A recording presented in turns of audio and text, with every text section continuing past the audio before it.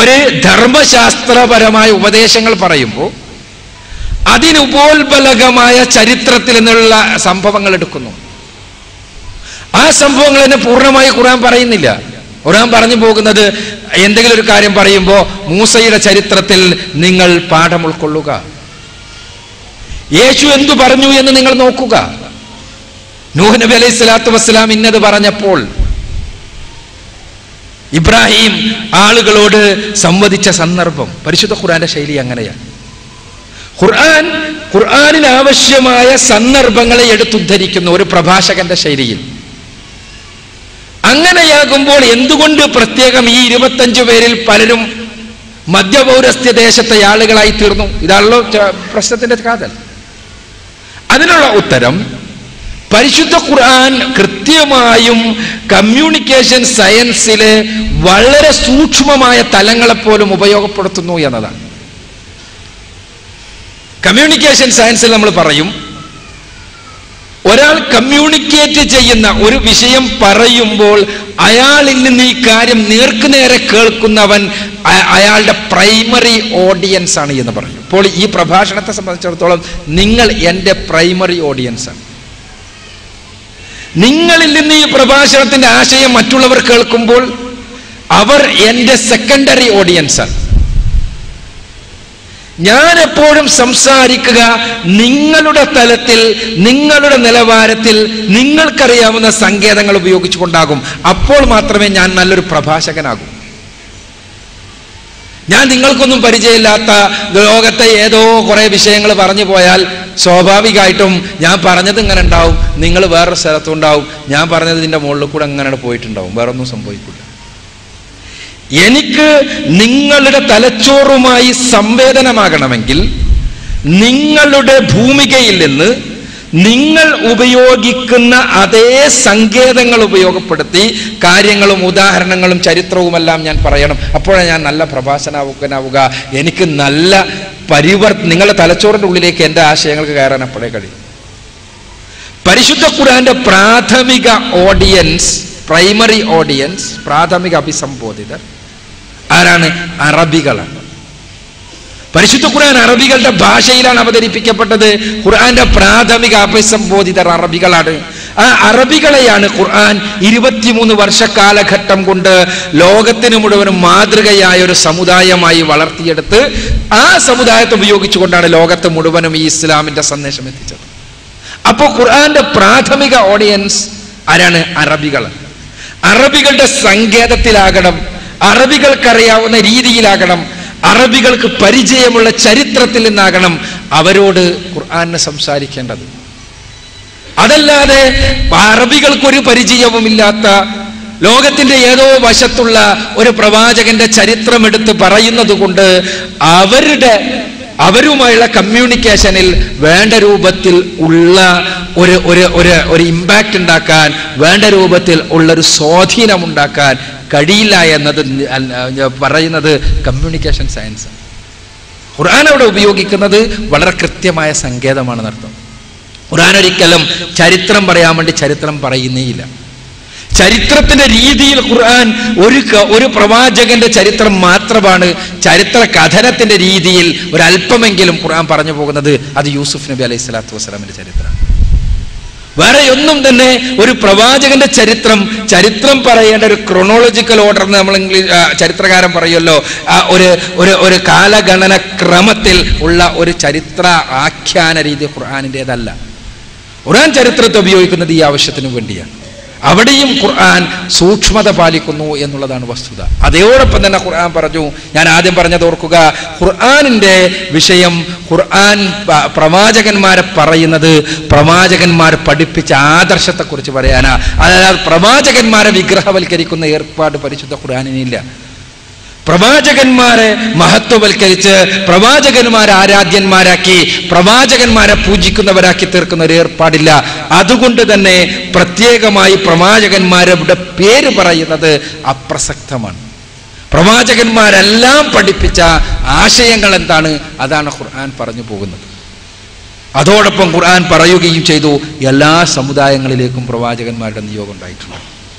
ഇനി ഹദീസിൽ പറഞ്ഞതുപോലെ ഞങ്ങൾ ചോദ്യത്തിൽ പറഞ്ഞത് ശരിയല്ല, പരിശുദ്ധ ഖുർആനിൽ 1,00,000 പ്രവാചകന്മാരുണ്ട് എന്നൊന്നും പറയുന്നില്ല. എന്നാൽ ഹദീസുകളിൽ അത്തരം പരാമർശങ്ങൾ കാണാൻ കഴിയും. ഹദീസുകൾ പറഞ്ഞതുപോലെ 1,00,000-ലധികം പ്രവാചകന്മാർ അവരുടെ മുഴുവനും പേര് മാത്രം പറഞ്ഞു എന്ന് വിചാരിക്കുക. ഖുർആനിൽ അവരുടെ പേര് മാത്രം പറഞ്ഞാൽ തന്നെ ഖുർആന്റെ അത്രപ്പോലും വലുപ്പമുള്ള വേറെ 2 ഖുർആനുകൾ കൂടി വേണ്ടി വന്നേക്കും. അത് അപ്രസക്തമാണ്. ഒരു ധർമ്മശാസ്ത്ര ഗ്രന്ഥത്തെ സംബന്ധിച്ചിടത്തോളം അപ്രസക്തമാണത്. അവരെല്ലാം പഠിപ്പിച്ച, ഇന്ത്യയിൽ വന്ന പ്രവാചകനും ഇറ്റലിയിൽ വന്ന പ്രവാചകനും ഇന്തോനേഷ്യയിൽ വന്ന പ്രവാചകനും എല്ലാവരും പഠിപ്പിച്ച അടിസ്ഥാന ആദർശം എന്താണ് എന്ന് ഖുർആൻ പറയുകയും ആ ആദർശത്തെ പ്രാഥമിക സംബോധിതരുടെ ഭാഷയിലും സങ്കേതത്തിലും അവർക്ക് മനസ്സിലാകുന്ന തലത്തിലും തരത്തിലും നിന്നുകൊണ്ട് സംസാരിക്കുകയും ചെയ്തതിൻ്റെ ഫലം നിങ്ങൾ കാണുന്നതാണ്. ചരിത്രത്തിൽ 23 വർഷ കാലഘട്ടം കൊണ്ട് പരിശുദ്ധ ഖുർആൻ തന്നെ അവരെ ചൂണ്ടിക്കൊണ്ട് കുന്തും ഖൈർ ഉമ്മ ഉഖ്രിജത് ലിന്നാസ് എന്ന് പറയാൻ പറ്റുന്ന രൂപത്തിൽ മനുഷ്യർക്ക് വേണ്ടി ഉയർപ്പിക്കപ്പെട്ട അത്യുത്തമ സമുദായമാകുന്നു നിങ്ങൾ എന്ന് പറയാൻ പറ്റുന്ന രൂപത്തിലുള്ള ഒരു സമൂഹമാക്കി അവരെ മാറ്റിയെടുത്തത് പരിശുദ്ധ ഖുർആന്റെ ഈ ശൈലി കൊണ്ടാണ് എന്നുകൂടി നമ്മൾ മനസ്സിലാക്കുക. അവിടെ ഖുർആന്റെ രീതി അതാണ്. ഖുർആൻ അവിടെ ഒരു രൂപത്തിലും ആ വിഷയത്തിൽ ഒരു അതിക്രമമോ ഒരു അക്രമമോ കാണിച്ചതായി നമുക്ക് പറയാൻ കഴിയില്ല എന്നാണ് ഞാൻ പറയുന്നത്. ഖുർആനിൽ പറയുന്നതും ഹദീസുകളിൽ പറയുന്നതുമായിട്ടുള്ളത് 4 വേദഗ്രന്ഥങ്ങളും ഏടുകളുമൊക്കെയാണ്. ഇതെല്ലാം തന്നെ ഞാൻ പറഞ്ഞ ഭാഗങ്ങളിൽ കമ്മ്യൂണിക്കേറ്റ് ചെയ്യുന്ന ഭാഷയിലുള്ളതുമാണ്. അങ്ങനെയാണെങ്കിൽ 5000 വർഷത്തിൽ പരം സംസ്കാരമുള്ള ഇന്ത്യയും അതുപോലുള്ള രാജ്യങ്ങളിലും ജനവാസമുണ്ടായിരിക്കെ അത്തരം സ്ഥലങ്ങളിലേക്കുള്ള എന്തെങ്കിലുമായ ഒരു ദൈവത്തിൻ്റെതായ ഒരു സന്ദേശത്തെ പറ്റി എന്തുകൊണ്ട് പറയുന്നില്ല എന്നാണ് ചോദ്യം.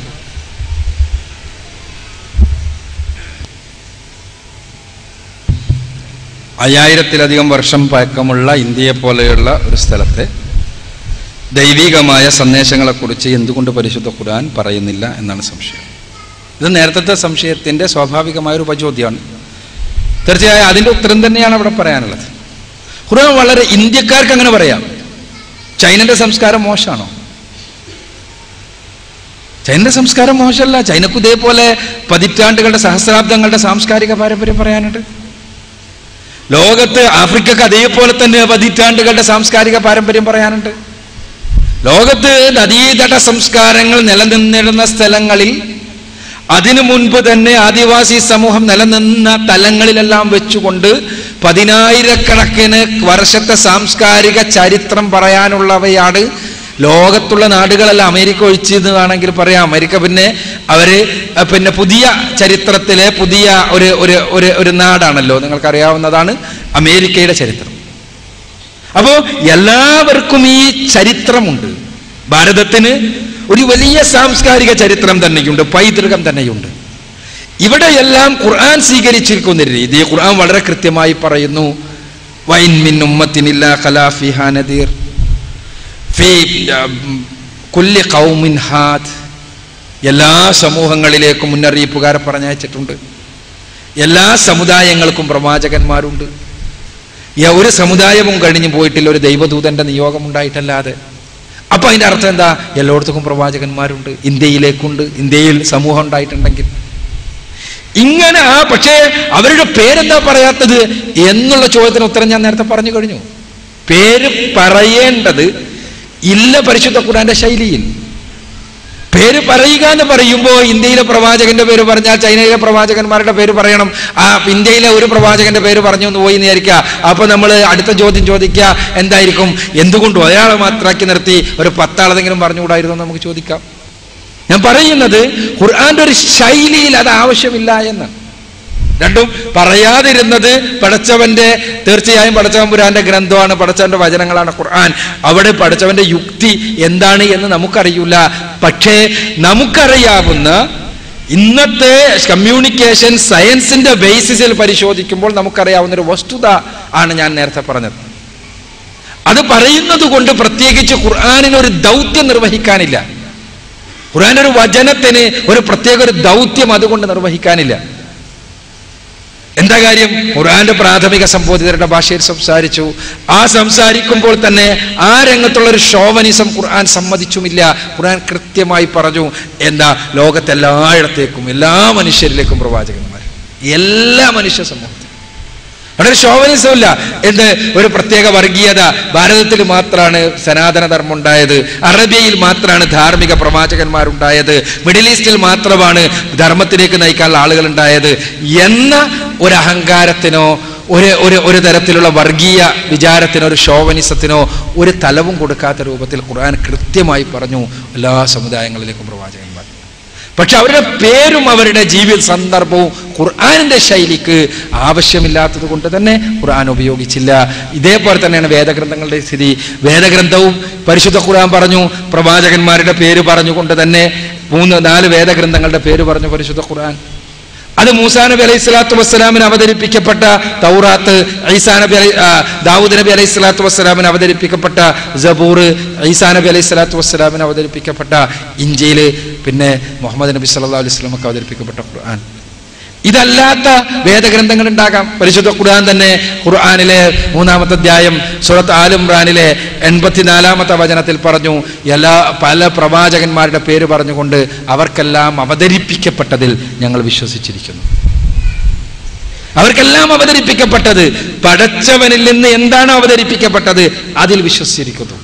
പക്ഷേ അവരുടെ പേരിൽ പിൽക്കാലഘട്ടത്തിൽ എഴുതിയുണ്ടാക്കിയതിലല്ല ഈ വിശ്വാസം. അത് വളരെ കൃത്യമായി ഖുർആൻ കൃത്യമായി പറയുകയും ചെയ്തു. എന്നാൽ അതിൻ്റെ എല്ലാം പേര് പറയണം എന്ന് ഖുർആനിനെ സംബന്ധിച്ചിടത്തോളം അതിൻ്റെ ഒരു ശൈലിക്ക് അത് അനാവശ്യമായത് കൊണ്ടാണ് എന്നാണ് ചുരുക്കത്തിൽ എനിക്ക് പറയാൻ. അസ്സലാമു അലൈക്കും. എനിക്ക് ചോദിക്കാനുള്ളത് ഒരു തർക്ക വിഷയമല്ല, ഒരു സംശയം മാത്രമാണ്. പടച്ചവന്റെ വചനമാണ് ഖുർആൻ. ഈ ഖുർആനിൽ ഒരു സൂറത്തിലൊഴികെ മറ്റെല്ലാ സൂറത്തിലും തുടക്കത്തിൽ ബിസ്മിയുണ്ട്. ഇവിടെ മഗ്രിബ് നമസ്കാരത്തിൽ ഫാത്തിഹയിലും സൂറത്തിലും ഫസ്റ്റ് ബിസ്മി കണ്ടില്ല. അതെന്താണ്?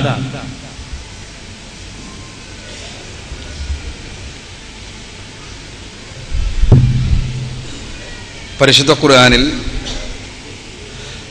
എല്ലാ സൂറത്തിലും ബിസ്മിയുണ്ട്. ഇവിടെ ഫാത്തിഹയിലും പിന്നെ മറ്റേ സൂറത്ത് ഓതിയപ്പോഴൊന്നും ബിസ്മി കണ്ടില്ല. എന്തുകൊണ്ടാണെന്നാണ് എൻ്റെ സുഹൃത്തിൻ്റെ ചോദ്യം. യഥാർത്ഥത്തിൽ ഇത് കർമ്മശാസ്ത്രപരമായൊരു വിഷയമാണ്. കർമ്മശാസ്ത്ര പണ്ഡിതന്മാരോട് എൻ്റെ സുഹൃത്ത് ചോദിച്ച് പഠിക്കേണ്ടതാണ്. ഇവിടെ വിഷയം എന്താണെന്ന് വെച്ചാൽ, ഇവിടെ നമ്മൾ ഒരു വിഷയത്തിൽ സ്വാഭാവികമായും പ്രവാചകൻ സല്ലല്ലാഹു അലൈഹി വസല്ലമയുടെ ചര്യയാണ് ഒരു മുസ്ലിം പിൻപറ്റേണ്ടത്. റസൂലുള്ളാഹി സ്വല്ലല്ലാഹു അലൈഹി വസല്ലമയുടെ ഹദീസുകളിൽ നിന്ന് റസൂലുള്ളാഹി സ്വല്ലല്ലാഹു അലൈഹി വസല്ലം നമസ്കാരത്തിൽ പരിശുദ്ധ ഖുർആൻ ഓതുമ്പോൾ ബിസ്മി ഉറക്കെ ഓതിയിരുന്നില്ല, മെല്ലെയായിരുന്നു ചൊല്ലിയിരുന്നത് എന്നാണ് ഹദീസുകളിൽ നിന്ന് മനസ്സിലാക്കാൻ കഴിയുന്നത്.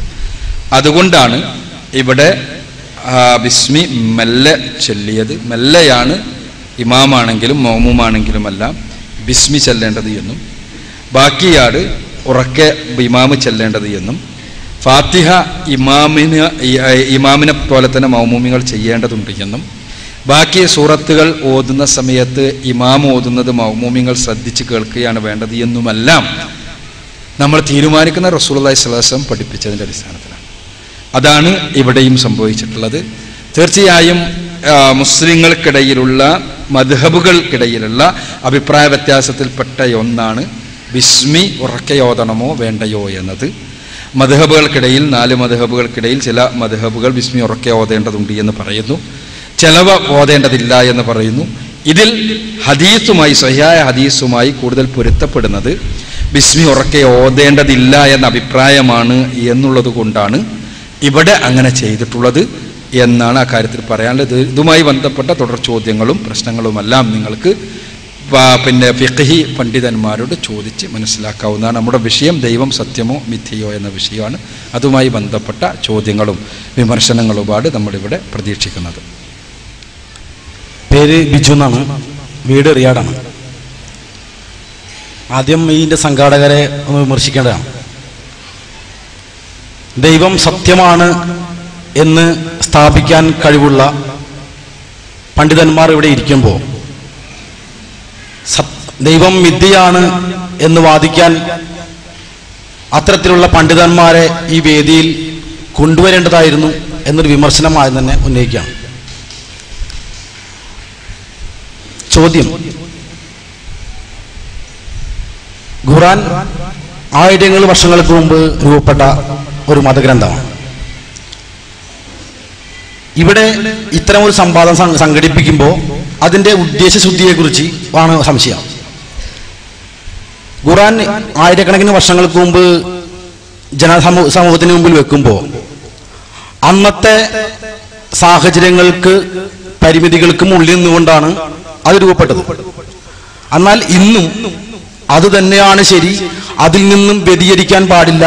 അതിൽ നിന്ന് എന്തെങ്കിലും രീതിയിൽ വ്യതിചരിച്ചാൽ മരണശേഷം ആത്മാക്കൾ നരകത്തിൽ ചെല്ലും എന്ന് ഭയപ്പെടുത്തി ഖുർആനപ്പുറത്ത് വേറൊരു ശരിയില്ല, എല്ലാ ശരിയും ഇതാണ് എന്ന് ഇക്കാലവും ഇനി വരാൻ പോകുന്ന കാലത്തും ഈ മത പുരോഹിത വർഗം പറയാൻ പോവുകയാണ്. എന്തിനാണ് ഇങ്ങനെ മനുഷ്യന്റെ ചിന്തകളെ ചങ്ങലക്കിടുന്നത്?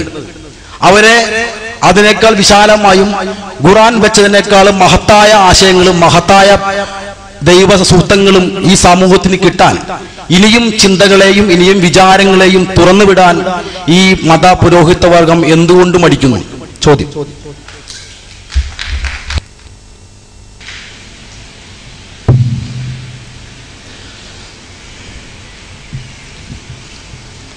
എന്തുകൊണ്ടാണ് പരിശുദ്ധ ഖുർആനിന് അപ്പുറത്തുള്ള വിവരങ്ങളെയെല്ലാം തന്നെ മതപുരോഹിത വർഗം തടഞ്ഞുവെച്ച് 14 നൂറ്റാണ്ടുകൾക്ക് മുമ്പ് അവതരിപ്പിക്കപ്പെട്ട പരിശുദ്ധ ഖുർആൻ അതിൽ ഉള്ളതാണ് എല്ലാം ശരി എന്ന് വാദിക്കുന്നത് എന്നാണ്? ഇതിൻ്റെ ഉദ്ദേശശുദ്ധിയെയാണ് ബഹുമാന്യ സുഹൃത്ത് ബിജു ചോദ്യം ചെയ്തിട്ടുള്ളത്. ഉദ്ദേശശുദ്ധിയെക്കുറിച്ച് ഒരു സംശയവും വേണ്ട. പരിശുദ്ധ ഖുർആൻ പറഞ്ഞതാണ് സത്യം എന്ന് സ്ഥാപിക്കൽ തന്നെയാണ് ഈ പ്രോഗ്രാമിൻ്റെ ഉദ്ദേശം.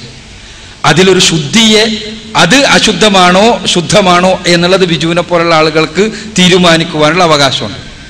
തീർച്ചയായും ഇതിലൊരു ഗൂഢമായ ഉദ്ദേശമില്ല എന്നർത്ഥം.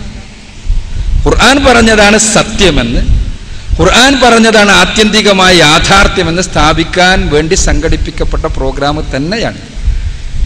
ഇവിടെ ബിജു ആദ്യം പറഞ്ഞതുപോലെ ദൈവം സത്യമോ മിഥ്യയോ എന്ന വിഷയം ചർച്ച ചെയ്യാൻ വേണ്ടി മറ്റു പണ്ഡിതർ മിഥ്യയാണെന്ന് സ്ഥാപിക്കാൻ കഴിയുന്ന പണ്ഡിതന്മാരെ വിളിക്കേണ്ടതായിരുന്നു എന്ന്. തീർച്ചയായും അത്തരം സംവാദങ്ങളും കേരളത്തിൽ നടക്കുന്നുണ്ട്. ഇപ്പോൾ കേരളത്തിലെ ദൈവം മിഥ്യയാണ് എന്ന് സജീവമായി സ്ഥാപിക്കുന്ന ആളുകളാണ് കേരള യുക്തിവാദി സംഘത്തിൻ്റെ നേതാക്കന്മാർ. കേരള യുക്തിവാദി സംഘത്തിൻ്റെ സംസ്ഥാന പ്രസിഡന്റായ കലാനാഥൻ മാഷുമായി 2 തവണ ഈ വിഷയത്തിൽ കേരളത്തിലെ വ്യത്യസ്ത സ്ഥലങ്ങളിലുള്ള പൊതുവേദികളിൽ വെച്ച് ഇതേ രൂപത്തിൽ തന്നെയുള്ള സംവാദങ്ങൾ സംഘടിപ്പിക്കപ്പെട്ടിട്ടുണ്ട്.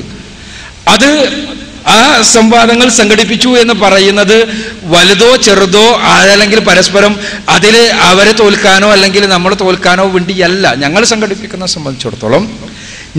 ഞാൻ പറയട്ടെ, ഞാനിവിടെ സംസാരിക്കുന്ന വ്യക്തി എന്നുള്ള നിലക്ക് ഞാൻ ആത്മാർത്ഥമായി വിശ്വസിക്കുന്നു ദൈവം സത്യമാണ് എന്ന്. അതേപോലെ ഞാൻ ആത്മാർത്ഥമായി വിശ്വസിക്കുന്നു എൻ്റെ ബഹുമാന്യ ബിജു പറഞ്ഞതുപോലെ തെറ്റിദ്ധരിപ്പിക്കാൻ വേണ്ടി ആളുകളെ വെറുതെ പറഞ്ഞ് പേടിപ്പിക്കാൻ വേണ്ടി ഉപയോഗിക്കുന്ന സ്വർഗനരകങ്ങൾ ഇതെല്ലാം പൂർണ്ണമായും സത്യമാണ് എന്ന്, ഒരു സംശയവുമില്ലാത്ത യാഥാർത്ഥ്യമാണ് എന്ന് ഞാൻ ആത്മാർത്ഥമായി വിശ്വസിക്കുന്നു. ആ സ്വർഗത്തിലേക്ക് മനുഷ്യരെ കൊണ്ടുപോകുന്ന മാർഗമാണ് പരിശുദ്ധ ഖുർആനും മുഹമ്മദ് നബി സല്ലല്ലാഹു അലൈഹി വസല്ലമയും കാണിച്ചു തന്നത് എന്നും ഞാൻ ആത്മാർത്ഥമായി വിശ്വസിക്കുന്നു.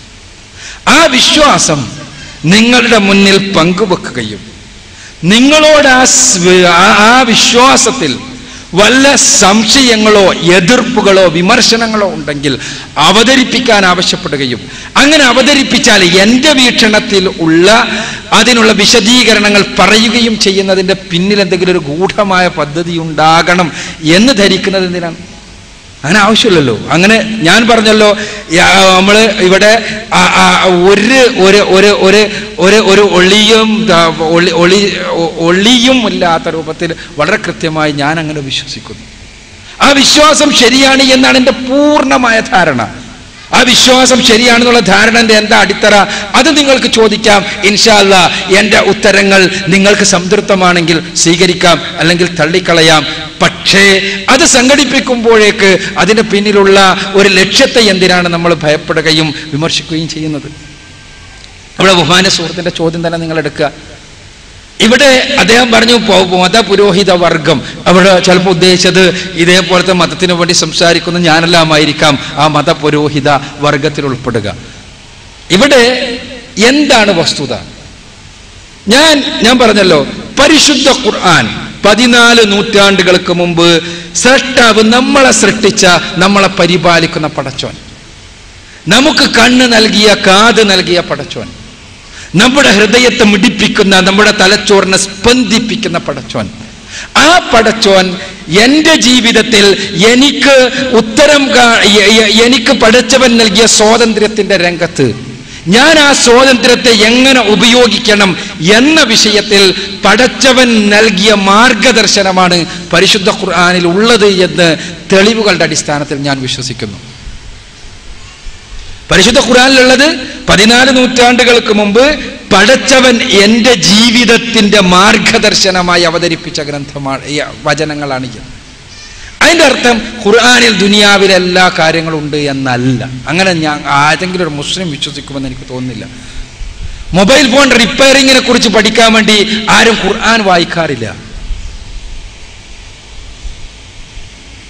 ആരും തന്നെ ഇതേപോലെ, ഞാനൊരു ഉദാഹരണം മാത്രം പറഞ്ഞതാണ്, ഈ മൈക്ക് ഓഫായി പോയാൽ ആ മൈക്ക് എങ്ങനെ നന്നാക്കണമെന്ന് പഠിക്കാൻ വേണ്ടി ഇവിടെയുള്ള മൈക്ക് ഓപ്പറേറ്ററോട് ഖുർആൻ എടുത്തൊന്ന് മറച്ചു നോക്ക്, മൈക്ക് എങ്ങനെ നന്നാക്കണം എന്ന വിഷയം അതിലുണ്ടോ നോക്ക് എന്ന് നമ്മളാരും പറയാറില്ല. അതേസമയം ഈ മൈക്കിലൂടെ നിങ്ങളുടെ മുന്നിൽ എഴുന്നേറ്റ് നിന്നുകൊണ്ട് സംസാരിക്കുന്നതിന് മുൻപ് എന്നോട് ഖുർആൻ പറയും, ഇവിടെ കൂടിയ ആയിരക്കണക്കിന് മനുഷ്യരുടെ മുന്നിൽ നിനക്ക് പച്ചക്കള്ളം എന്ന് നിനക്ക് ബോധ്യമുള്ള ഒരു കാര്യം ഒരിക്കലും പറഞ്ഞുകൂടാ എന്ന് എന്നോട് ഖുർആൻ പറയും. അത് പറയാൻ എന്നെ നിയന്ത്രിക്കാൻ, എനിക്കത് പറഞ്ഞു തരാൻ ഞാൻ വിശ്വസിക്കുന്നു എൻ്റെ സ്രഷ്ടാവിന് തന്നെയാണ് അതിനുള്ള അധികാരവും അവകാശവുമെന്ന്. അവിടെ 14 നൂറ്റാണ്ടുകൾക്ക് മുമ്പാണ് എന്നതുകൊണ്ട് ഈ ആശയങ്ങൾ ഇന്ന് അപ്രസക്തമാവില്ല. ബിജു, നമ്മൾ ആലോചിച്ച് നോക്കുക, അവിടെ ചിന്തയെ ഒരിക്കലും ഖുർആൻ കടിഞ്ഞാണിട്ടിട്ടില്ല. ചിന്തിക്കാൻ പാടില്ലാത്തിടത്ത് ചിന്തിക്കുന്നത് മാത്രമാണ് ഖുർആൻ കടിഞ്ഞാണിട്ടത്. ചിന്തിക്കാൻ പാടില്ലാത്തിടത്ത് എന്ന് പറയുമ്പോൾ അവിടെ എന്തോ ഒരു റെസ്ട്രിക്ഷൻ ഉണ്ടല്ലോ എന്നായിരിക്കും ബിജുവിനെ പോലെയുള്ള ആളുകളുടെ പ്രശ്നം. ചിന്തിക്കാൻ പാടില്ലാത്തത് ഉണ്ട് എന്ന് ഖുർആൻ മാത്രമല്ല, ഇസ്ലാം മാത്രമല്ല പറയുന്നത്, ആധുനിക ഭൗതികമാണ് പറയുന്നത്, സയൻസ് ആണ് പറയുന്നത്. 1970കളിൽ നൊബേൽ സമ്മാനം, ഫിസിക്സിൽ നൊബേൽ സമ്മാനം ലഭിച്ച ഒരു മഹാശാസ്ത്രജ്ഞനാണ് സർ പീറ്റർ മെഡവർ. സർ പീറ്റർ മെഡവറുടെ ഒരു ഗ്രന്ഥമുണ്ട്, ദ ലിമിറ്റ്സ് ഓഫ് സയൻസ് എന്നാണ് ആ പുസ്തകത്തിന്റെ പേര്, ദ ലിമിറ്റ്സ് ഓഫ് സയൻസ്. ഈ പീറ്റർ മെഡവറെ നമ്മൾ മനസ്സിലാക്കണം, അദ്ദേഹം ഒരു തികഞ്ഞ ഭൗതികവാദിയാണ്, ദൈവമില്ല എന്ന് വിശ്വസിക്കുന്ന ഒരാളാണ്. അങ്ങനെയുള്ള Peter Medawar the limits of science എന്ന ഗ്രന്ഥം എഴുതുമ്പോൾ അദ്ദേഹം ശാസ്ത്രത്തിന്റെ പരിമിതി പറയുന്നിടത്ത് അദ്ദേഹം പറയുന്നത്, ശാസ്ത്രത്തിന് ഒരിക്കലും നന്മ എന്താണ് തിന്മ എന്താണ് എന്ന് വേർതിരിച്ച് പറഞ്ഞു തരാൻ കഴിയില്ല എന്നാണ്. ശാസ്ത്രത്തിന് അഭൗതികമായ വിഷയങ്ങളിൽ ഉള്ള ചോദ്യങ്ങൾക്ക് മറുപടി നൽകാൻ സാധ്യമല്ല എന്നാണ്. ഒന്നുകൂടി വ്യക്തമായി ഫിസിക്സിന്റെ ഭാഷയിൽ പറഞ്ഞാൽ, ടൈം സ്പേസ് കോണ്ടിന്യൂത്തിന്, സ്ഥലകാല നൈരന്തര്യത്തിന് പുറത്തുള്ള ഒന്നിനെക്കുറിച്ചും സാങ്കല്പികമായി പോലും വിചാരിക്കുവാൻ ശാസ്ത്രത്തിന് കഴിയില്ല എന്നാണ്. ഫിസിക്സിന്റെ ഭാഷയാണ് ഞാൻ പറഞ്ഞു വരുന്നത്.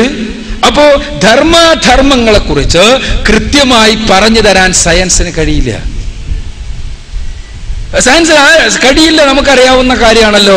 സയൻസിന്റെ രീതി അനുസരിച്ച് എന്താണ്, ഗോതമ്പ് കട്ടെടുത്ത് തിന്നുന്ന ഗോതമ്പും അതിലെ പ്രോട്ടീനും നമ്മൾ അധ്വാനിച്ചുണ്ടാക്കിയ ഗോതമ്പിലെ പ്രോട്ടീനും തമ്മിൽ യാതൊരു വ്യത്യാസവും ഇല്ലാത്തത് കൊണ്ട് തന്നെ സയൻസിന് കട്ടെടുക്കലും മറ്റേതും തെറ്റ് ശരി എന്ന് പറയാൻ കഴിയില്ല. വ്യഭിചാരത്തിലൂടെ ഉണ്ടാകുന്ന കുഞ്ഞിന്റെ ജീവശാസ്ത്രവും അതേപോലെ വിവാഹത്തിലൂടെ ഉണ്ടാകുന്ന കുഞ്ഞിന്റെ ജീവശാസ്ത്രവും തമ്മിൽ വ്യത്യാസമുള്ള ഇല്ലാത്തതുകൊണ്ട് തന്നെ സയൻസിന് ഒന്ന് ശരി മറ്റേ തെറ്റെന്ന് പറയാൻ കഴിയില്ല. ഇവിടെ ഇത്തരം രംഗങ്ങളിൽ ശരിയെന്ത് തെറ്റെന്ത് എന്ന് എനിക്ക് പറഞ്ഞു തരാൻ വേണം ഒരു മാർഗദർശി എന്നത് എന്നെ അനുഭവങ്ങൾ പഠിപ്പിക്കുന്നു. ഉദാഹരണം നിങ്ങൾ നോക്കുക, ഞാൻ ചെറിയൊരു ഉദാഹരണം പറയട്ടെ. കേരളീയമായ സാഹചര്യത്തിൽ മാത്രം കേരളത്തിൽ 1970-കളിൽ ആവേശമുള്ള യുവത്വത്തിന്റെ കാലഘട്ടമായിരുന്ന ക്യാമ്പസുകളെല്ലാം തന്നെ നക്സൽ വിപ്ലവത്തെ, യഥാർത്ഥ തീവ്ര കമ്മ്യൂണിസ്റ്റ് വിപ്ലവത്തെ തോളിലേറ്റിയ, നെഞ്ചോട് ചേർത്ത് പിടിച്ച കാലം. നഷ്ടപ്പെടുവാനില്ലൊന്നും കൈവിലങ്ങുകളല്ലാതെ ലഭിക്കാനുള്ളതോ സുന്ദര ലോകമെന്ന് പറഞ്ഞ് പഠിക്കുന്ന വിദ്യാർത്ഥികളെ നിഷ്കാസനത്തിന്റെ സിദ്ധാന്തത്തിലേക്ക് വഴിപിടിച്ച് നടത്തിയ കമ്മ്യൂണിസ്റ്റ് ദാർശനികന്മാർ അല്ലെ? അവര് പറഞ്ഞത് എന്താ? ഇവിടുത്തെ ജന്മിമാർ തലമുറകളായി പാവപ്പെട്ടവരെ പിഴിഞ്ഞെടുത്ത് അവരുടെ പണം കൊണ്ട് കൊട്ടാരങ്ങൾ പണിയുന്നവർ, അവരെ നമുക്ക് കണ്ണാടിക്ക് മുന്നിൽ വെച്ച് തലയെറുക്കാം, എന്നിട്ട് അവരുടെ പത്തായപ്പുരകളിലുള്ള നെല്ല് പാവപ്പെട്ടവന്റെ വീടുകളിലേക്ക് നമുക്ക് ഒഴുക്കാം എന്ന് പറഞ്ഞുകൊണ്ട് വയനാടൻ കാടുകളിലിരുന്ന് ബുദ്ധിജീവനത്തിന്റെ, വിവരത്തിന്റെ, ശാസ്ത്രജ്ഞാനത്തിന്റെ സകല തലങ്ങളും ഉപയോഗിച്ച് അവർ ബോംബുണ്ടാക്കി, കത്തിയുണ്ടാക്കി, അവിടുത്തെ ആദിവാസികളെ സംഘടിപ്പിച്ച് ജനകീയ വിപ്ലവത്തിന് വേണ്ടി ശ്രമിച്ചു. കേരളത്തിന് ലഭിക്കേണ്ടിയിരുന്ന നൂറുകണക്കിന് യുവത്വങ്ങൾ മരണപ്പെട്ടു. എല്ലാവരും ഈ അത്യാവേശകരമായ സ്വപ്നത്തിൽ അല്ലേ? എന്നിട്ടോ ആ സ്വപ്നം പങ്കുവച്ച ആളുകൾ, അതിന് സിദ്ധാന്തങ്ങൾ രചിച്ച ആളുകൾ വർഷങ്ങൾ കഴിഞ്ഞപ്പോൾ പറയുന്നു, ഞങ്ങൾക്ക് തെറ്റിപ്പോയി, അന്ന് ഞങ്ങൾ ചെയ്തത് തെറ്റിപ്പോയി, ഞങ്ങളന്ന് പറഞ്ഞത് തെറ്റിപ്പോയി. അവരിന്ന് സ്വന്തം ജനാധിപത്യ സങ്കല്പത്തെക്കുറിച്ച് പുസ്തകങ്ങൾ എഴുതുകയാണ്. ഞാൻ പറയുന്നത് ആത്മാർത്ഥമായി നമ്മൾ ചിന്തിക്കാൻ വേണ്ടിയാണ്. ഇവർ അന്നത്തെ ആ തപ്ത യുവത്വമുണ്ടല്ലോ, ആ ആവേശത്തിൽ ചിന്തിച്ചത് അത് തെറ്റായിരുന്നു എന്ന്, അവർക്ക് ശരിയായിരുന്നു എന്ന് പറഞ്ഞവർക്ക് തിരിച്ചറിവുണ്ടായപ്പോഴേക്ക് ആ പാവപ്പെട്ട മനുഷ്യർ മരണപ്പെട്ടു. അവരുടെ സമൂഹത്തിന്, അവരുടെ മാതാപിതാക്കൾക്ക്, അവരുടെ ഭാര്യമാർക്ക്, അവരുടെ ആളുകൾക്ക്, ആ നമ്മുടെ സമൂഹത്തിന് അവരിൽ നിന്ന് കിട്ടേണ്ടത് മുഴുവനും നശിച്ചു. ഇവിടെ നമ്മൾ കാണുന്നത് ധർമാധർമ്മങ്ങളെ വ്യവച്ഛേദിക്കുവാൻ നമുക്ക് കഴിവില്ല എന്നുള്ള വസ്തുതയാണ്. ഇവിടെ എന്നോട് വന്നുകൊണ്ട് ഇതേ ആശയം പറയുമ്പോൾ ഞാൻ ആലോചിക്കും, 14 നൂറ്റാണ്ടുകൾക്ക് മുമ്പ് മുഹമ്മദ് നബിയിലൂടെ വരച്ചതമ്പുരാൻ അവതരിപ്പിച്ച വേദഗ്രന്ഥമുണ്ടല്ലോ, അതിന്റെ അടിസ്ഥാനത്തിൽ ജീവിച്ച മുഹമ്മദ് നബിയുടെ ജീവിതമുണ്ടല്ലോ, അവിടെ എവിടെയെങ്കിലും പാവപ്പെട്ടവന് രക്ഷയ്ക്ക് വേണ്ടി പണക്കാരന്റെ പത്തായപ്പുര കുത്തിത്തുറന്ന് അത് അവനെ കൊന്നൊടുക്കി ആ പണം എടുത്ത് പാവപ്പെട്ടവന് വിതരണം ചെയ്യൽ ശരി എന്ന് പറഞ്ഞിട്ടുണ്ടോ എന്ന് ഞാൻ നോക്കും.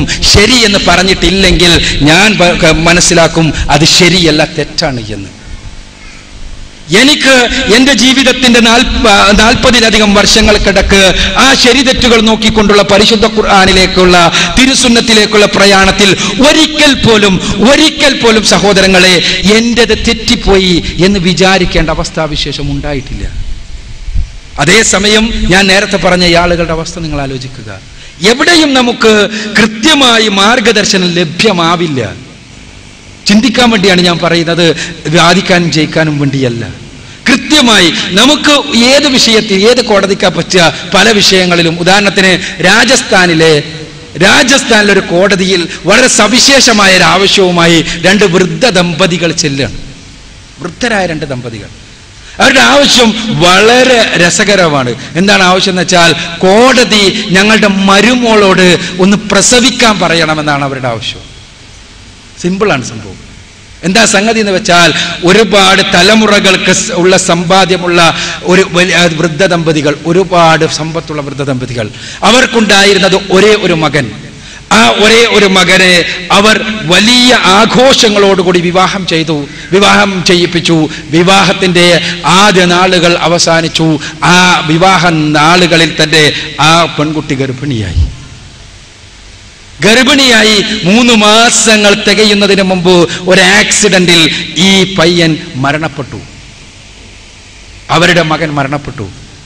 മരണപ്പെട്ട സന്ദർഭത്തിൽ സ്വാഭാവികമായും നമ്മുടെ നാട്ടിലെ അവസ്ഥയനുസരിച്ച് ഈ പെൺകുട്ടി തീരുമാനിച്ചു തൻ്റെ ഗർഭാശയത്തിലുള്ള ഈ കുഞ്ഞിനെ നശിപ്പിക്കണമെന്ന്. ആ പെൺകുട്ടിയുടെ വീക്ഷണത്തിൽ, ഇന്ത്യയിലെ സാഹചര്യത്തിൽ, അവരുടെ സ്വാതന്ത്ര്യത്തിൽ ഒന്നും തന്നെ തെറ്റ് എന്ന് പറയാൻ നമുക്ക് മാർഗമുണ്ടാവില്ല. അതേസമയം മാതാപിതാക്കൾ കെഞ്ചി പറഞ്ഞു, കുട്ടി, മരുമകളെ, ഞങ്ങൾക്കാകെ പ്രതീക്ഷയുള്ളത് ഞങ്ങളുടെ മകന്റെ ബീജമായി, ഞങ്ങളുടെ അനന്തരാവകാശിയായി, ഞങ്ങളെ മകനെ കാണുന്നതിന് പകരമായി ഞങ്ങൾക്കാകെ പ്രതീക്ഷയുള്ളത് നിന്റെ ഗർഭാശയത്തിൽ വളരുന്ന ഈ കൊച്ചു കുഞ്ഞാട്. ആ കുഞ്ഞിനെ ഒന്ന് പ്രസവിച്ചു തരാൻ നിനക്ക് എത്ര കോടി വേണമെങ്കിലും ഞങ്ങൾ തരാം, പക്ഷെ ഒന്ന് പ്രസവിച്ചു തരണം. എവിടെയാണ് ശരി? എവിടെയാണ് ശരി? കോടതി ആർക്കനുകൂലമായി വർത്തമാനം പറയും? ഇതൊരു ഉദാഹരണം പറഞ്ഞതാണ് ഞാൻ. എവിടെ ശരി എവിടെ തെറ്റ് എന്ന ചോദ്യത്തിന് നിങ്ങൾക്ക് ഉത്തരം ലഭ്യമല്ല ഭൗതികമായ അളവുകോലുകൾ വെച്ചുകൊണ്ട്. അല്ലേ? എന്താ ഇപ്പോൾ നമ്മുടെ നാട്ടിൽ തന്നെ സ്വവർഗരതി നിയമം മൂലം അനുവദിക്കപ്പെട്ടു. ശരിയാണോ അത്? തെറ്റാണോ? വ്യഭിചാരം ശരിയാണോ തെറ്റാണോ? ഇങ്ങനെ ഒരുപാട് വിഷയങ്ങൾ. ശരിയും തെറ്റും എവിടെയാണ്? ഈ ചോദ്യങ്ങൾക്ക് കൃത്യമായുള്ള ഉത്തരം, അതാണ് നമ്മൾ പടച്ചോന്റെ മാർഗദർശനത്തിൽ പ്രതീക്ഷിക്കുന്നത്. ആ ഉത്തരങ്ങൾക്കപ്പുറത്ത് ഒരു ഉത്തരമില്ല. ഒരു വസ്തുതയാണ്, ഒരു വസ്തുതയാണ്. ആ ഉത്തരങ്ങൾക്കപ്പുറത്ത് ആ വിഷയകമായ ഉത്തരമില്ല. അതിൻ്റെ അർത്ഥം അതിനപ്പുറത്തും ഇപ്പുറത്തും ഒന്നും നമുക്ക് ചിന്തിക്കാൻ പാടില്ല എന്നല്ല. ചിന്തിക്കാവുന്ന ഒരുപാട് മേഖലകൾ ഈ പ്രപഞ്ച സീമക്കകത്ത് നമുക്ക് അന്വേഷിക്കാവുന്ന മേഖലകൾ ഒരുപാടുണ്ട്. പക്ഷേ അവിടെ അന്വേഷിക്കാൻ കഴിയാത്തൊരു മേഖല, അവിടെ പരിശുദ്ധ ഖുർആൻ ഇടപെടും, പ്രവാചകന്റെ സുന്നത്ത് ഇടപെടും. അവിടെയാണ് ഇസ്ലാം പ്രസക്തമാകുന്നത്. അതൊരിക്കലും തന്നെ ജഡത്വമല്ല ബിജു കരുതുന്നത് പോലെ ജഡത്വമല്ല. ഖുർആൻ ഞങ്ങളോട് പറയുന്നത് നിങ്ങൾ പഠിക്കണം, മനസ്സിലാക്കണം, ചുറ്റുപാടിനെ കുറിച്ച് അറിയണം, കൂടുതൽ അറിവിലേക്ക് ഊളിയൂളി ചെല്ലണമെന്നാണ്. എങ്ങനെയാണ് ഖുർആൻ ജഡത്വമാവുക? അതേസമയം നിങ്ങൾ അറിവിലേക്ക് ഊളിച്ചിട്ട് ചെല്ലുമ്പോൾ ആ അറിവ് അവസാനിക്കുന്നിടത്ത് നിങ്ങൾ ഖുർആന്റെ മാർഗദർശനം സ്വീകരിക്കണമെന്ന്. നിങ്ങൾക്ക് ജനിതകത്തെക്കുറിച്ച് പഠിക്കാം, ജീനോമിക്സ് ഉണ്ടാക്കാം, ജീനുകളെ രേഖീകരിക്കാം. പക്ഷേ ജീനുകൾ രേഖീകരിച്ചിട്ട് ഇന്ത്യക്കാരനല്ലാത്ത അല്ലെങ്കിൽ എനിക്ക് ഏതെങ്കിലും ഒരു രാഷ്ട്രത്തിന് ദേഷ്യമുള്ള ഏതെങ്കിലും എത്നിക് സ്പെഷ്യാലിറ്റികളുള്ള ആളുകളുടെ പ്രത്യേകമായ ജീനുകൾ എടുത്ത് ആ ജീനിനെ നശിപ്പിക്കുവാൻ ആവശ്യമായ രോഗങ്ങളെ സൃഷ്ടിക്കാൻ ശാസ്ത്രജ്ഞനാണെങ്കിൽ എന്നോട് രാഷ്ട്രം പറയുമ്പോൾ എന്നോട് ഖുർആൻ പറയും, പാടില്ല, നിനക്കത് പാടില്ല. മറ്റൊരാളെ അനാവശ്യമായി ഉപദ്രവിക്കുവാനുള്ള ഒരു മാർഗമുണ്ടാക്കാൻ നിനക്ക് പാടില്ല എന്ന്. അത് എൻ്റെ ശാസ്ത്രത്തിന് പറയാൻ കഴിയില്ല. ജനിതകം ശാസ്ത്രത്തിന് പറയാൻ കഴിയും, ജിനോമിക്സിനെ കുറിച്ച് പറഞ്ഞു തരാൻ കഴിയും. പക്ഷേ ആ വിജ്ഞാനം മറ്റൊരാളെ നശിപ്പിക്കാൻ ഉപയോഗപ്പെടുത്തരുത് എന്ന് പറഞ്ഞു തരാൻ എനിക്ക് പടച്ചോന്റെ മാർഗദർശനം വേണം. അതാണ് ഖുർആനിലൂടെ സുന്നത്തിലൂടെ ഞാൻ നേടുന്നത്. അതല്ലാതെ അവിടെ ഒരു ജഡത്വമല്ല. അവിടെ പൗരോഹിത്യം പലപ്പോഴും എന്തിനേയും ദുരുപയോഗപ്പെടുത്തിയിട്ടുണ്ട്. അത് ഇസ്ലാമിനെയല്ല, ഖുർആനെ മാത്രമല്ല, എല്ലാ മതങ്ങളെ മാത്രമല്ല, ഭൗതിക ദർശനങ്ങളെ ഉപയോഗപ്പെടുത്തിയിട്ടില്ലേ? ലോകത്ത് ഏറ്റവും കൂടുതൽ മനുഷ്യർ കഴിഞ്ഞ ഒരു നൂറ്റാണ്ടിനിടക്ക് മരിച്ചത് യുദ്ധങ്ങളിലല്ല. നിങ്ങൾ പഠിക്കണം. എന്താ? ഭൗതിക ദർശനങ്ങൾ ഉണ്ടാക്കിയ വിപ്ലവങ്ങളിലൂടെയാണ്. നിങ്ങൾ പരിശോധിച്ചാൽ കാണാൻ കഴിയും. ലോകത്ത് ഏറ്റവും കൂടുതൽ ആളുകൾ കഴിഞ്ഞ ഒരു നൂറ്റാണ്ടിൽ മരണപ്പെട്ടത് കമ്മ്യൂണിസം പോലെയുള്ള ഭൗതിക ദർശനങ്ങൾ ഉണ്ടാക്കിയ വിപ്ലവങ്ങളിലൂടെയും അവർ നിർമ്മിച്ചെടുത്ത ക്ഷാമങ്ങളിലൂടെയുമാണ് എന്നാണ് കണക്കുകൾ പറയുന്നത്. ഞാനത് അവരെ കേവലമായി രാഷ്ട്രീയമായി വിമർശിക്കാൻ വേണ്ടി പറയുന്നതല്ല. അവിടെ ഈ ഒരു അവസ്ഥ നിലനിൽക്കുന്നത് കൊണ്ട് തന്നെ അതുകൊണ്ട് മാത്രം ഭൗതിക ദർശനങ്ങൾ തെറ്റാണ് എന്ന് ഞാൻ പറയില്ല. ആ ഭൗതിക ദർശനങ്ങളുടെ ഉപയോഗപ്പെടുത്തിയ ആളുകൾ അവരുടെ സ്വാർത്ഥതയ്ക്ക് വേണ്ടി ഉപയോഗപ്പെടുത്തിയാൽ ആ സ്വാർത്ഥികൾ തെറ്റാണ് എന്ന് പറയൂ. പക്ഷെ ആ സ്വാർത്ഥതയ്ക്ക് ഭൗതിക ദർശനത്തിന്റെ അടിത്തറകൾ നിമിത്തമായിട്ടുണ്ടെങ്കിൽ ആ ദർശനം അപകടകരമാണ് എന്ന് പറയൂവെന്ന് മാത്രം. ഇവിടെ ഇസ്ലാമിന്റെ ഒരു സിദ്ധാന്തവും ആത്മാർത്ഥമായ ഞാൻ പറയുന്നത്, നിങ്ങളുടെ മുന്നിൽ തുറന്നിട്ടിട്ടാണ് പറയുന്നത്. നിങ്ങൾക്ക് തുറന്ന് വിമർശിക്കാം.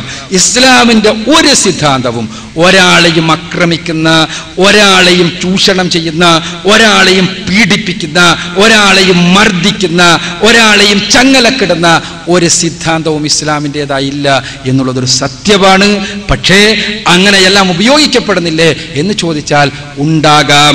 അതിന് ഇസ്ലാം ഉത്തരവാദിയല്ല എന്നാണ് ഉത്തരം.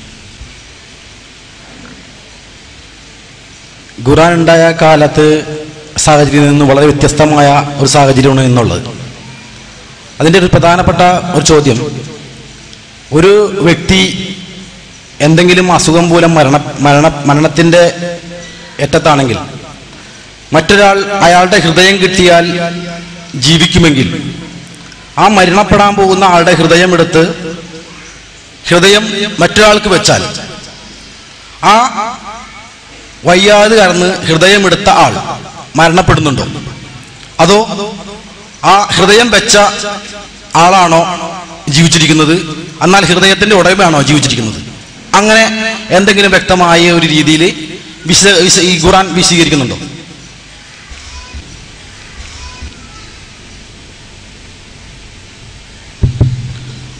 മരിക്കാനായ ഒരാളെ കൊന്നുകൊണ്ട് അയാളുടെ അവയവം മറ്റൊരാൾക്ക് കൊടുക്കാൻ പറ്റുമോ അതിനെക്കുറിച്ച് ഖുർആൻ വിശദീകരിക്കുന്നുണ്ടോ എന്ന്.